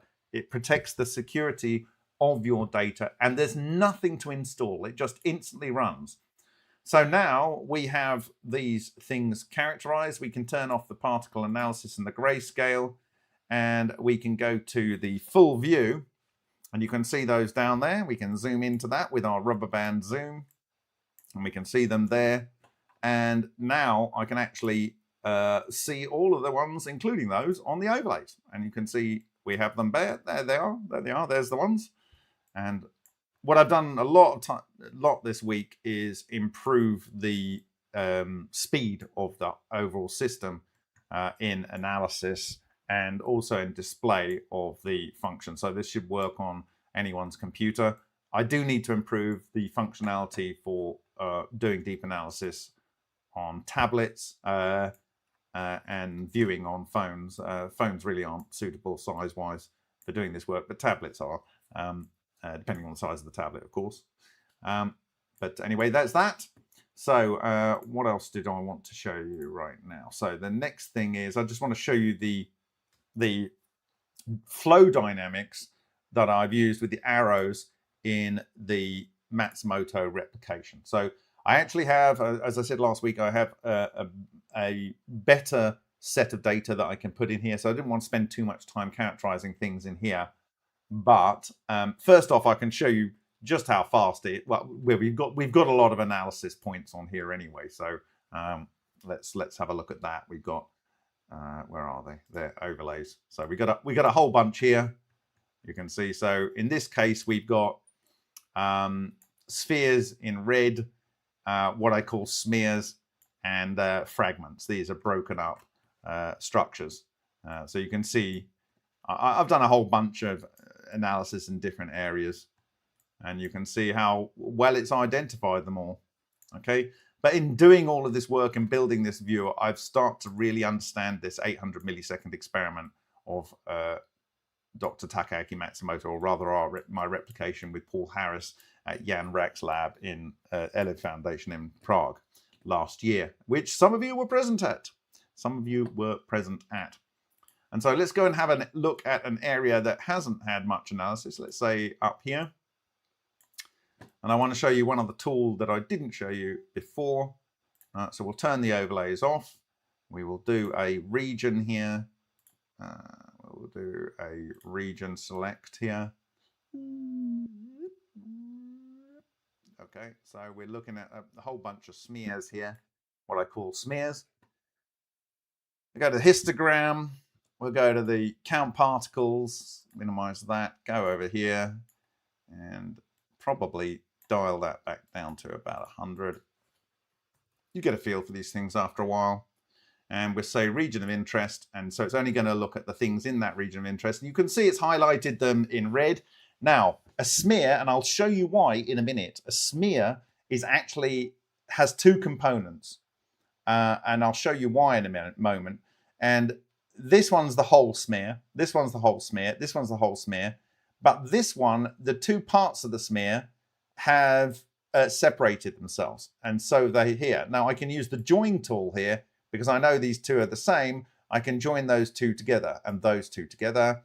They are the same smears. These are set that. So what I'm going to do is I'm going to just paint out or slice out the parts here, which are not, that is a smear. So I'm going to leave that in there. Let's see what it thinks of that. This is like a microsphere. These are from substructures, and we need to do these kind of experiments again. These are fragments here. That is actually a smear, but it's probably going to recognize that as something different. Okay, so we've got a bunch of smears in our area here. That is some fragments, and that is fragments on a crack, and that is fragments. Okay, so it's going to probably pick these things up as fragments. So what we'll do is we'll go to our classify here. We'll minimize the particle analysis there. We'll do classify particles, and it says smear, smear, smear, smear, smear, smear, smear, smear, smear, smear, smear, all 100% identified accurately, and then fragments, fragments, fragments, and couldn't determine because they look like a smear, but they've attached to a bit of fragments, and the same over here. So that's that. That's how quick it is, right? So now I want to show the amazing thing that's come out of studying this sample deeply. But before I do that, I'm going to add this training data because I've done it. I've done the work. So let's add it into the training data. Yes, that's a smear. Yes, that's a smear. Oh, I did something wrong there. What did I do? Okay. I pressed stop, but I pressed stop in a different way. So it lost the memory. Yes, and yes. Okay. That smear. That's a smear. That's a smear. That's a smear. That's a smear. That's a smear. That's a smear. That's a smear. And that is a smear. Well done. And that's that. Oh, I deleted. Did I? Oh, no, there we go. And we'll do the fragments. Yes, that's a fragment. Yes, that's a fragment. Yes, that's a fragment. Yes, that's a fragment. Yes, that's a fragment. Well done. Well done, you. You got it 100% right. Sometimes machine learning works. And this is one of them. And when you've got like, we've got 301 samples here, it's really rather accurate now. And what you can do now, which you couldn't before, well, you could do actually. You can save out the statistics of these. You can also save out these ones. So when we do another experiment or someone else replicates this when we send out or make the STEM kits, they can do their imagery here and they can do their identification using the supplied machine learning tool. Okay, so I'm going to quickly save this JSON here. Not into there. It needs to go into the Matsumoto replication, training JSON. There we go. Okay. All right. So I will update these and you'll see these on the live version in due course. So we'll close those two down. Right. I want to show you some things that I have found on this sample. Okay. And I'm describing them here. I'm going to pull up my mugshot and we'll move the viewer here over to this area. So in this case, the number one here, a cluster likely contacted the copper here at this point, leading to its total breakup. And these fragments around here are probably the segments of the structure. And as we do more versions of this experiment and do much higher resolution scanning electron microscopy, it's going to be totally understood how this is working. Okay, so it hits there, and then you have one going off slightly in the forward direction and another one slightly in the forward direction and leaving carbon. And the interesting thing is, I'm saying here that it's leaving the expected offset carbon smear pair 2 and 3 with variance in thickness likely due to coherent matter flow. So what I'm saying is that 1 is the yang, and so it doesn't have a lot of coherent matter in it, and it's leaving it anyway, and a lot is over in the yin, so it splats down a large amount of carbon rather. Here again we see a classic synthesized carbon-rich double smear. A cluster likely contacted the copper here, 0.1, leading to its total breakup, leaving the expected offset carbon smear pair 2 and 3, with variance in thickness likely due to coherent matter flow. So again, one side is less than the other. One side is less than the other. Okay, and this one here is actually a sphere caught in the state of partial fragmentation. And I'm saying here, this large sphere appears to be ejecting two smaller spheres, 2 and 3. This is a wheel and a wheel, probably with wheels inside them, and they are breaking out of this big wheel. So these are like sub-non-radiating boundaries in a bigger non-radiating boundary. The larger sphere, 1, here, coming into here, appears to be ejecting two smaller spheres, 2 and 3, 180 degrees from each other, and these are emerging from the larger sphere. Could this be the reason why we see these linear smears? In other parts of the sample, could it be that the smaller spheres move out in the opposite directions, leaving a trail of carbon behind them? I think that is what is happening.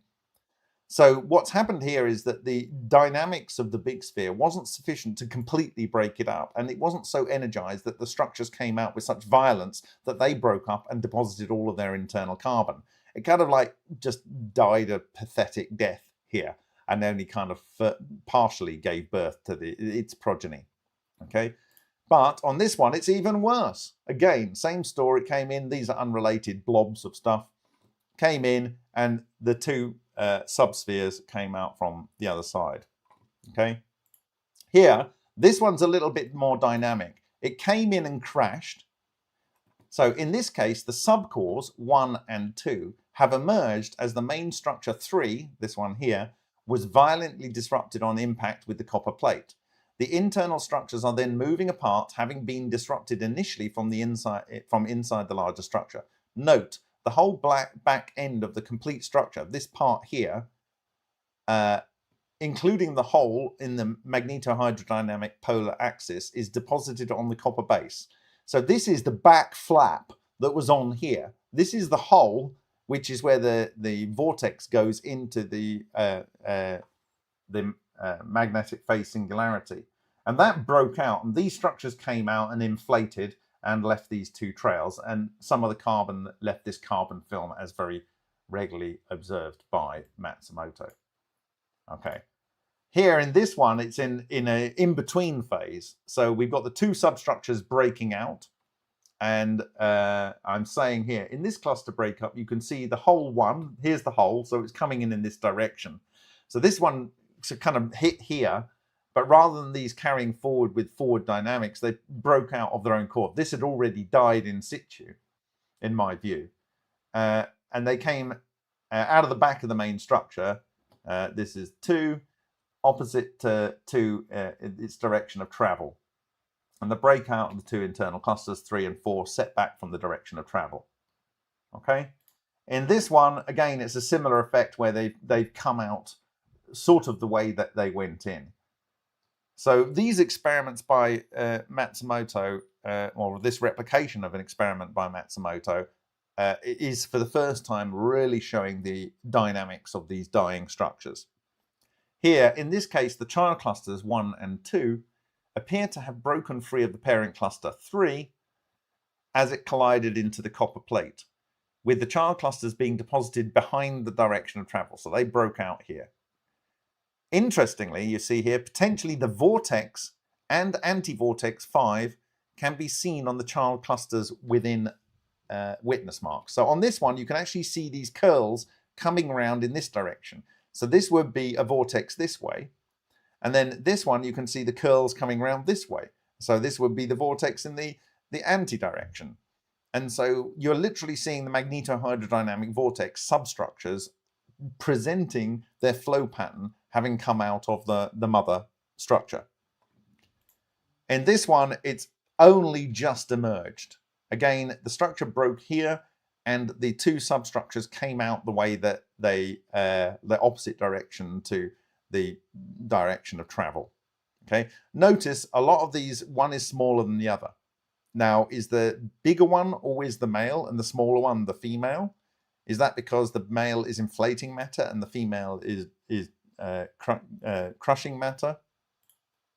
This one literally looks like a fish with a little tail here. So I'm saying that the main structure appears to be moving from right to left as it collided with the copper plate. It has left a fish tail here. It's a lovely little cute fish tail on the magnetohydrodynamic axis behind its direction of travel.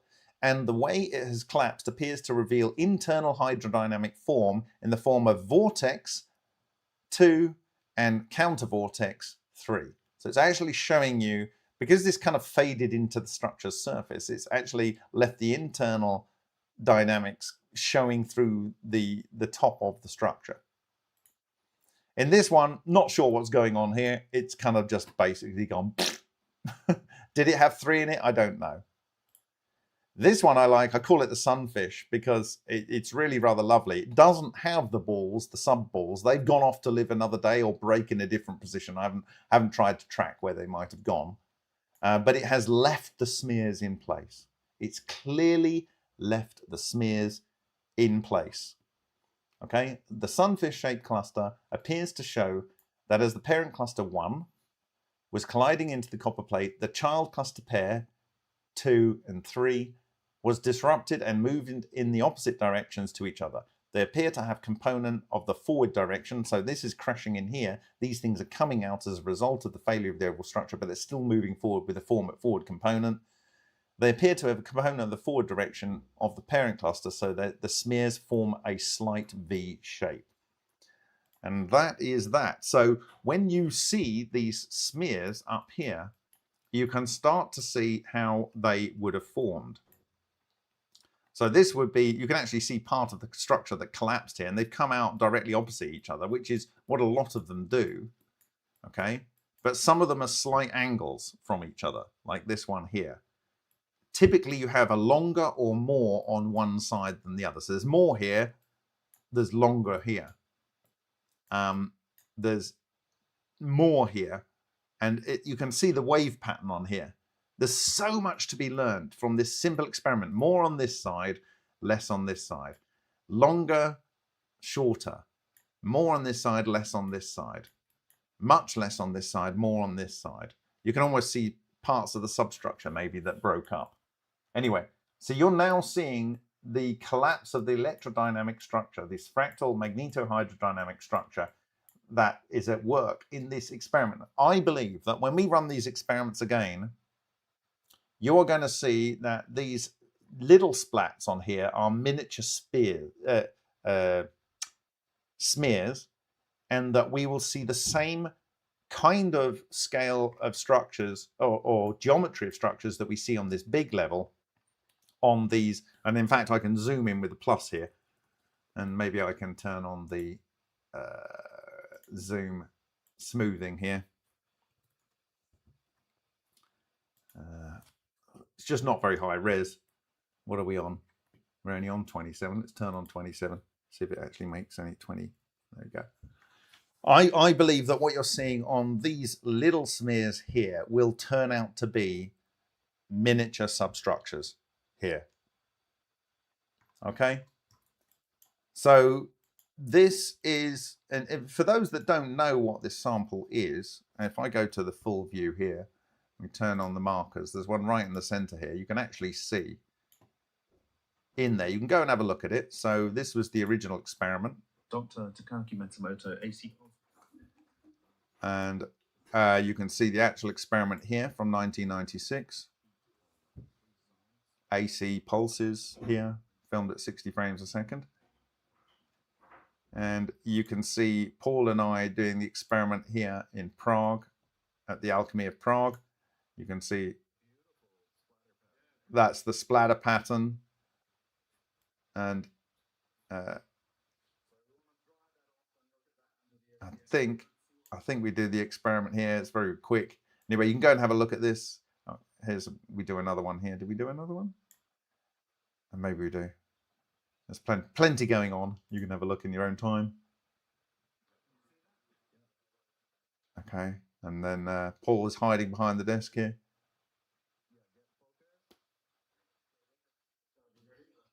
Okay, 5, 4, 3, 2, 1. Yeah, we might need to do a bit closer. Okay. Yeah, he didn't wire it up, which is quite funny. I think, let's see if he does it. We had to get a lot of light on it because of the 1,000 frames per second camera here.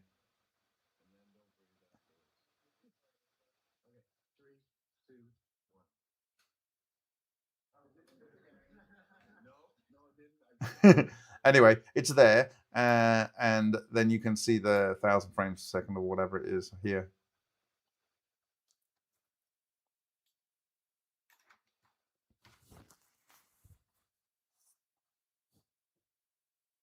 So that's the experiment that produced the sample that you're seeing, that you can learn so much from.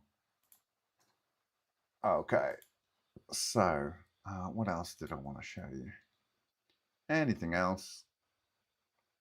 I showed you being able to dig into things, markers. The classification tools here, they're really advanced stuff.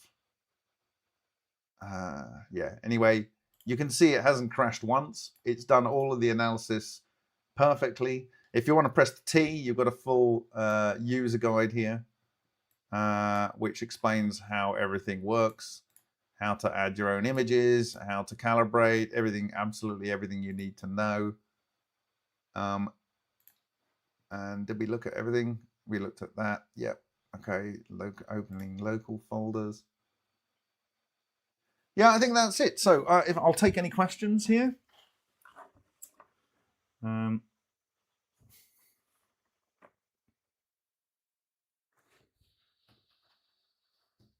You know, I want to look at these structures here. They literally look exactly like the lightning that Chris Cheejan sent me on the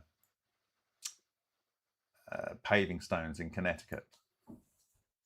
And you can see one of the balls leaving a deposit behind it here.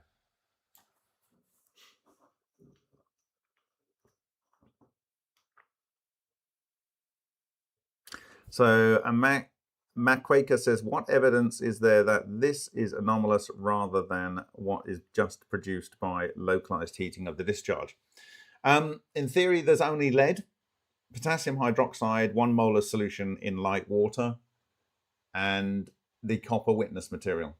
So the reason this experiment is so beautiful, and I will share the 2021 partially written paper by Matsumoto calling it my favorite experiment, is that the lead is bright white, the copper is mid-gray, and the carbon and the other stellar synthesis elements that you get, for instance, down here in these two trailing blobs, and if I actually go like this, you can see that they are a range of different elements in there. They're not in the system. They're not in the system. So This is just like we see coming out of the Huang cavitation system, except this is a pulse discharge and the cavitation system is more of a resonant system. So this is a disruptive discharge. So what evidence is there? Well, in theory, there's no carbon in there. And all of these blobs are spewing carbon from their internal volume.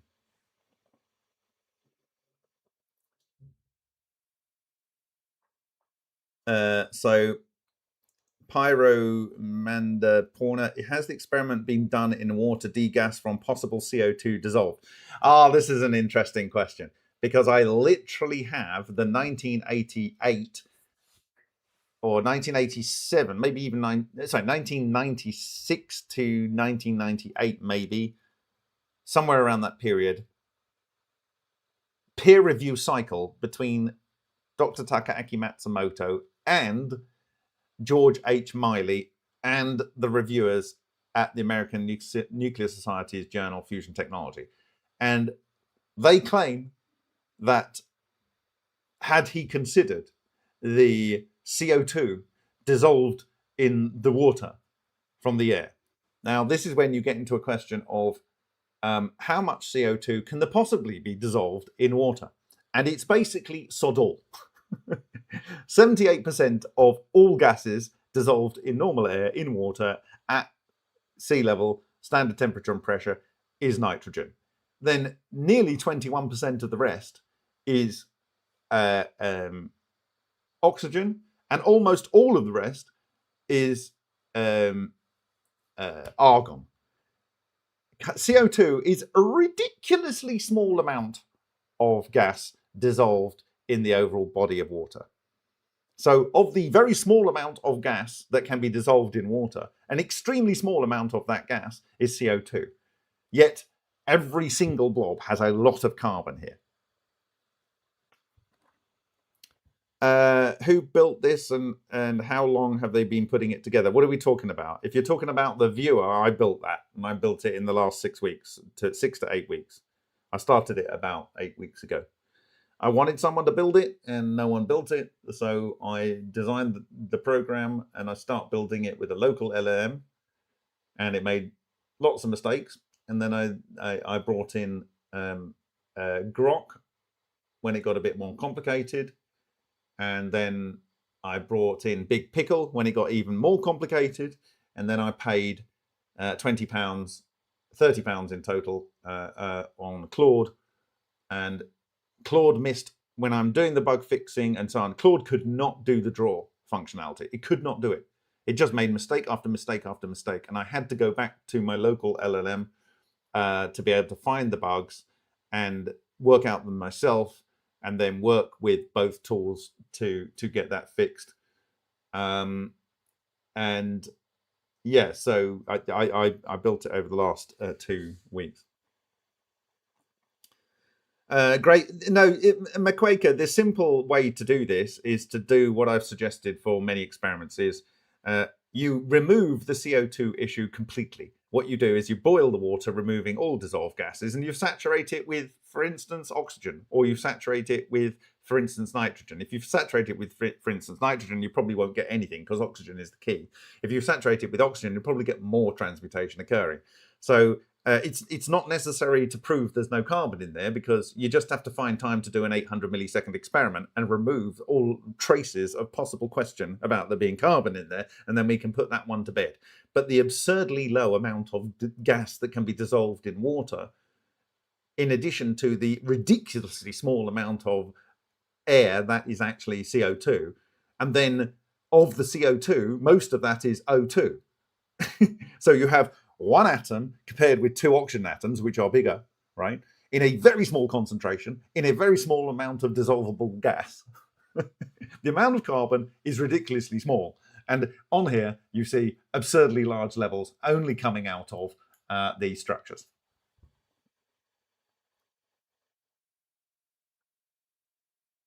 When will Lena kits be available, and will there be a link to purchase them from, and how to get hold of a kit?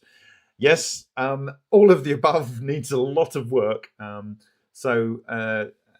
it's about finding the right partners to do the manufacturing. It's going to take a lot of work to get from zero to hero. The more dangerous one is the more simple to implement, which is this one, to sell the kits. But what I want to do is to make kind of like a microwave oven so that it interlocks, so you cannot have it doing the explosive discharge with it open. And then because it's typically working with lead, you kind of need to have, a whole set of protocols that need to be followed. So it might not ship with lead, but you could advise that those that are in this situation where they could use lead, and it might ship with things like cobalt or something like that, or something that is not lead and is safer to do the experiment with.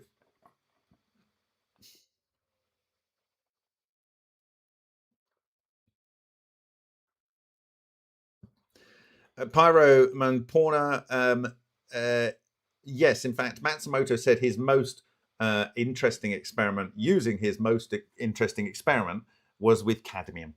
And cadmium is a neutron absorber, and I think that's why. I would like to do it with, if possible, a wire or strip of indium. And that, because we've already seen that can do highly large amounts of transmutation in HHO. And since this system technically produces HHO, all of the above. Nathaniel Hanks, hey Bob, any soft X-rays measured at 221 eV from Miles Mercury or other PDD helium experiments? That's a question which probably needs a reasonable amount of research to give you an actual correct answer. So I will pass on that one for now. It's not usual for me to pass on ones, but it's not really the subject of the discussion of the night. So, but thank you for asking. If you've sent the address, I will have got it, Chowsis, and I can arrange for you to be sorted.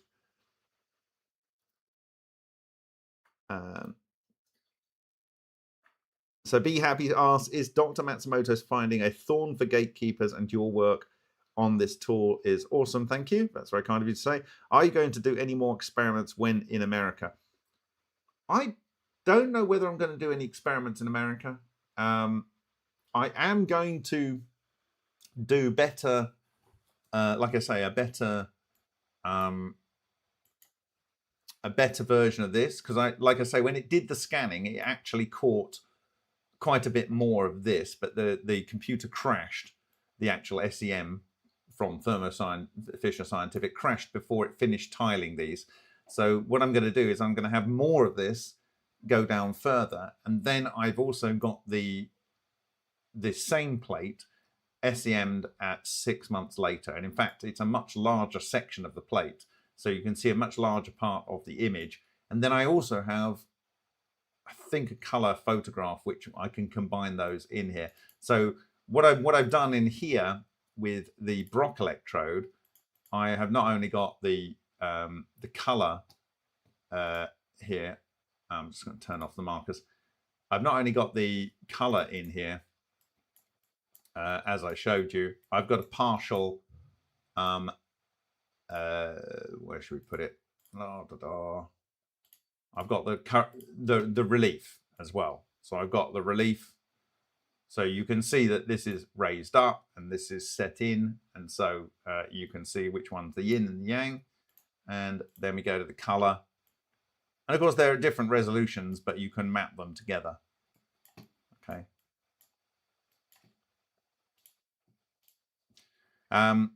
What I want to do with the DHX2, not DHX2, firstly, I want to do a much higher resolution scan of a much larger area for the DHX2, but the training that I've done will still be relevant. And then for the Matsumoto one, I have the 6 months later, so that will be a time evolution.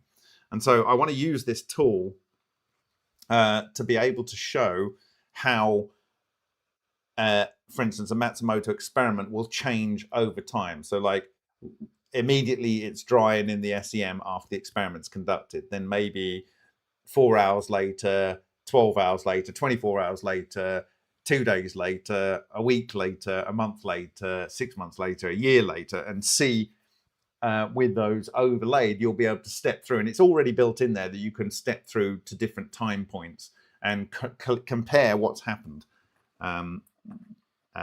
in ways that's never really been done before.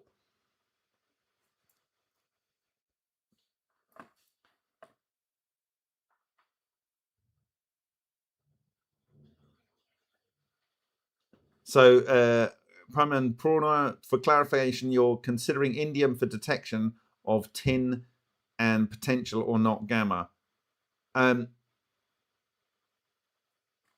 You have an excited state of indium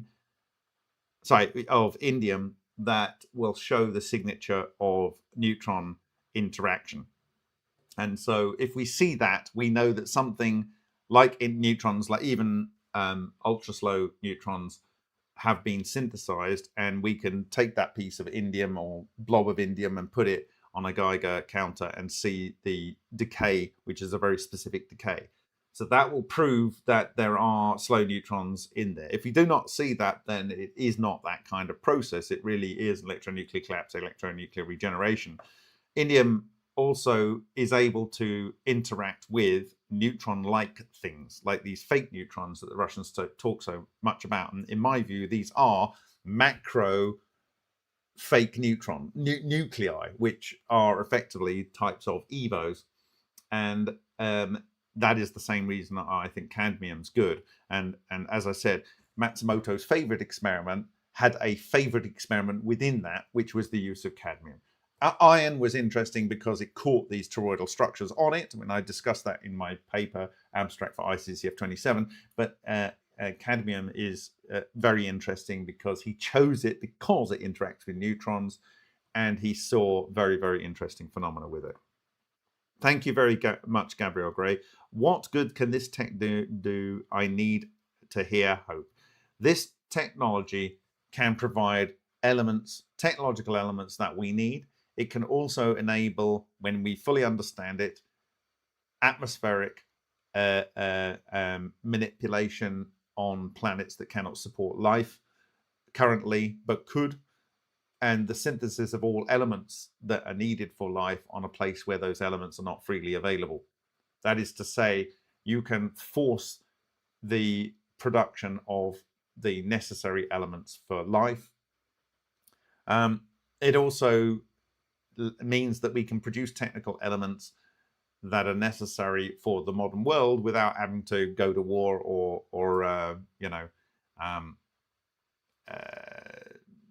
destroy mountains and habitats for these technical elements. It also enables unlimited energy in the form of remediating the nuclear waste of thorium reactors, which should give us around about 20,000 years of all the energy we need for the planet without any carbon, using thorium reactors and dealing with the waste that is produced from those. And that 20,000 years should buy us enough time, along with the use of the technology for 20,000 years, if people are exceptionally stupid, to find ways of directly using it for energy generation. Yeah, of course, there's ways to use this directly. Nathaniel Hanks, any experiments varying molarity of water and results? No, like, when no one believes something, and I proposed in Azizi in 2022, maybe 2022, that people did this experiment. I proposed it, and to the best of my knowledge, other than Nikita Vivok in New Mexico, who did the basic experiments but didn't do this level of analysis, and even I hadn't done this level of analysis until I was building this viewer. No one's done it. No one's done it, and it is such a simple experiment, such a ridiculously simple experiment. And I think that's the problem. When you have an experiment where the consumables probably cost less than $1, maybe $5, and the skills required are maybe something like a 12-year-old, and the time to conduct the experiment, the actual experiment itself, probably an hour to set up and 800 milliseconds to conduct the experiment. it all comes down to the analysis. And if you can't be bothered or don't have the tools to do the analysis, then you know you're not necessarily going to get as much out of it. But what I want to enable is to have incredible data sets done, and that's going to require some money to do those experiments and record them and share them using this tool, so that is publicly available for those people that want to replicate the experiment. They can take it all of the way, or they can just see enough to accept that they've replicated the experiment. Okay, and then when they know that element transmutation is easily achievable through electronuclear collapse, through these fractal toroidal electrodynamic structures, then you're changing the mindset of what is possible. It's like, if that is possible, and we've all been told, and our textbooks are telling us it's not possible for all of our parents' and grandparents' lives. If they're all saying it's not possible, and I can do it as a preschooler, or not preschooler in this case, preschooler in the case of the ultra experiment, but in the case of the Matsumoto experiment, probably a secondary school student, then what else is possible that we haven't considered, and or that we've been told is not possible because someone thinks they were trying to do us a favor by keeping it from the discussion?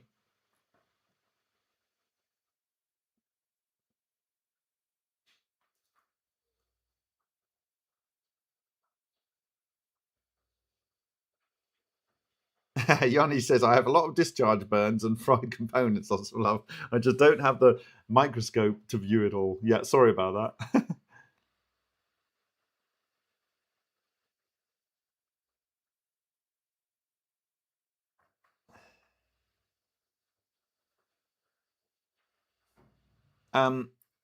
Gabrielle Gray, can it also destroy radiation in human landfill wastes? What we have found is that just using a standard Helmholtz coil, the desmotron, and this is what Griffin has shown, can produce a much tighter beam, even less than an inch, focusing it. And you can't focus light with a Helmholtz coil ordinarily. So the fact that it's producing this tighter beam of what appear to be photons, but I think they're photons as a secondary effect of the structures blowing up, I believe is because before they are fully neutral, they can be aligned in the azimuth of the Helmholtz coil into a aligned beam of solitons that promotes their clustering in an ordered fashion and leads to the formation of a higher directional flux of neutral clusters that then can produce a tighter beam of radiation as they fall apart. What's holding this work back further? Partly it's money. Partly it's what I need is, and I found a location. I found a location suitable for running this research. I have people that want to do the research. I have people that are even considering and seriously sponsoring the research. The problem is, when I went to go and buy this property, because I've been a volunteer for all of my life, I couldn't get a mortgage of any value. And I've never had to get a mortgage in my life because I was earning so much money in my 20s that the banks were begging me to take a mortgage. And I just took one to shut them up. And I bought a house and then I paid it off. And that has allowed me to do open research because I haven't had that yoke hanging around my neck, beholden on how am I going to afford a place to live. I've lived basically subsistence with no pension being built up. And so I find myself in a situation where there are people that want to do it. It can be done. There are places that you can do the experimentation in, but and the greatest barrier is, honestly, anyone that would want to support this, they're all capitalist. They're people that have the money, but they want to have more money after making something happen. And so, and as soon as you get into a conversation where you have to protect IP, as soon as you're in that conversation where, oh, perhaps you shouldn't say this publicly, then you're not putting everyone on a level playing field. Now, Griffin already had a patent pending. So, you know, I had to work in a different way there. But what we've shown is we could get enough information out the door to show that there's a minimum viable product that produces, you know, shadow graphs, and that is viable for doing that job, and then it's off to the races, right? So, like I say, I want to do this with the Cloud Off Cavitator. I want to do it with Energy Generator and so on. And, you know, in the meantime, I'll keep on doing what is possible. I can't worry about what is not possible to do because people haven't got the mindset in their right place to be able to make it happen. I'll do what is possible. And what I realized is I was never going to get an SEM manufacturer to make a tool like this, that allows me to show data in the way that I want to show it, that anyone can access for free and understand that this is a thing. I don't have to necessarily explain to everyone that what is going on in here is not normal. Like, even if you're arguing that the carbon comes from the ridiculously small amount of carbon that's part of CO2, that's part of the ridiculously small amount of gas constituents of air dissolved in the ridiculously small amount of gas that can be dissolved in water, then you've still got to explain why these structures are doing what they're doing. They're coming out in pairs. They're breaking out of the mothership, and so on. Why is that happening? Why are they doing this over and over and over again? You know, every time. Why are they doing this? Why? I mean, just curiosity. And there's so many people that just want everything done for them, and they have no curiosity as to, can I find out anything new? And I'm finding out things new to me in this sample. And I made this sample public in a way that anyone could find the same things that I'm finding themselves. I think fundamentally it comes down to a lack of self-belief. There is genuinely a lack of self-belief that anyone can play a significant role in solving this mystery. And everyone can. Everyone is capable. You know, I've said for most of my life that if you've got two hands and you have some physical strength and you have some mental agility, doesn't need to be a lot. There's a lot you can do by just doing, just getting on with it.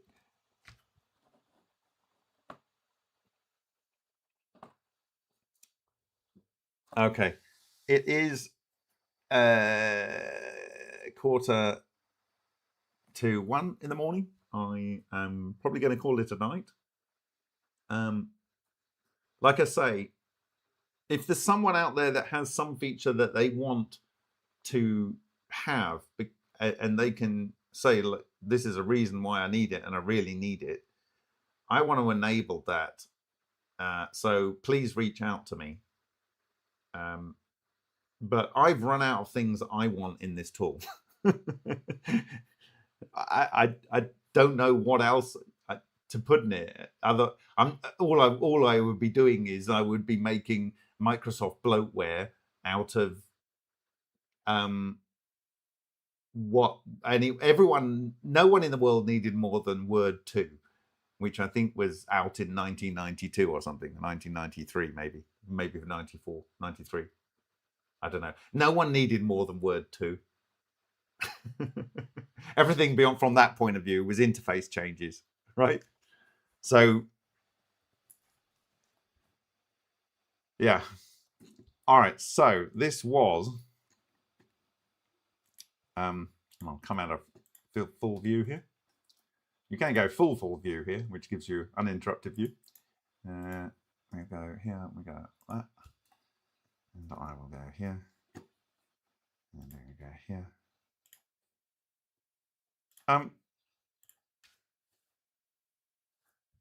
Why? Why would they hold this technology back?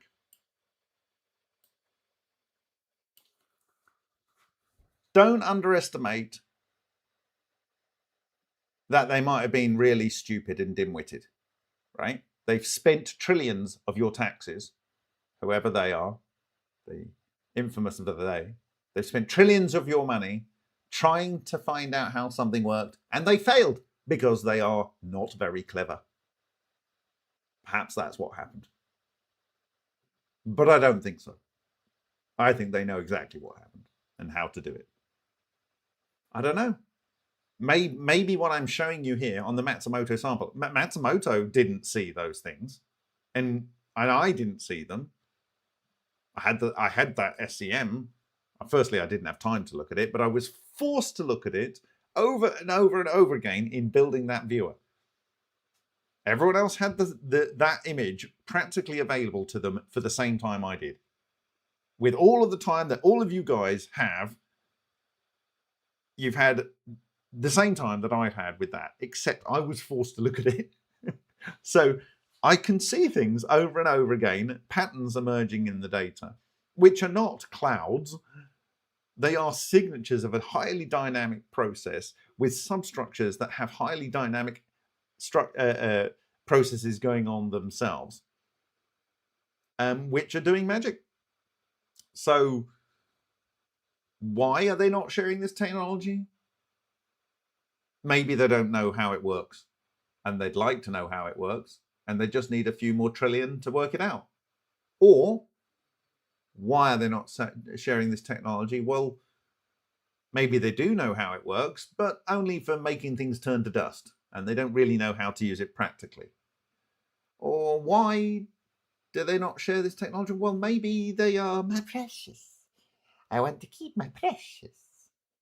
They want to leave that as the playing card so that when people are trying to kill them, they can kill them more efficiently. Probably that's why. It's all about the war game. Why? Greed, avarice, ego, pathetic nature, traits of this bag of shit that our spirit inhabits for such a small amount of time.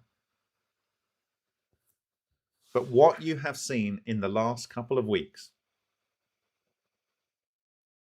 with the removal of fable and mythos and the blocking for release of GPT 5.6 is the same pattern. Things that were discovered that would be very good for an elite few are being held back because, things. And it is very powerful. That has to be said. This isn't all about translation and doing better cat memes. It isn't about that. It isn't about summarizing documents. It is about synthesizing information and proceduralizing technology in a way that isn't necessarily obvious and could lead to technologies that would hurt people better. And they want to be the people that hurt people better, not you. You can't hurt people better. They want to be able to control people better. They want to be able to mind manipulate people better, not you, them, the people that are in the club. But what they do want is for you to pay for your own subjugation. They want you to pay for it. They don't want to have to pay for it. No, they don't want to pay. You pay the higher energy bills. You pay for it. You have to pay 20% more for your computer. You, not them. They've got unlimited money. They can print it out of nowhere. They can do a circle jerk between themselves. I'll give you money and you give it back to me, and I'll give it to that guy and they'll give it back to me and I'll give it to you. And they just do what the banking system does. Circle money around in an infinite loop, creating more money, right? Why? So they can inflate things that you have to buy so that they can hold dominion over you using the technology that you pay for, using knowledge that collectively humanity has gathered through all of its existence. Capture that energy, that sum total of human intellect into their hands, and the inference and insight out of that stays in their hands, and you get a little bit, You get the ability to allow them to look at all of your documents so they know everything about you, so you can know better who contacted you a couple of weeks ago. They get to look at everything, so you know who contacted you a couple of weeks ago. Or so you might be able to plan a better trip when you go to a particular location. They know everything about you, and you'll do it willingly. You'll let them do it.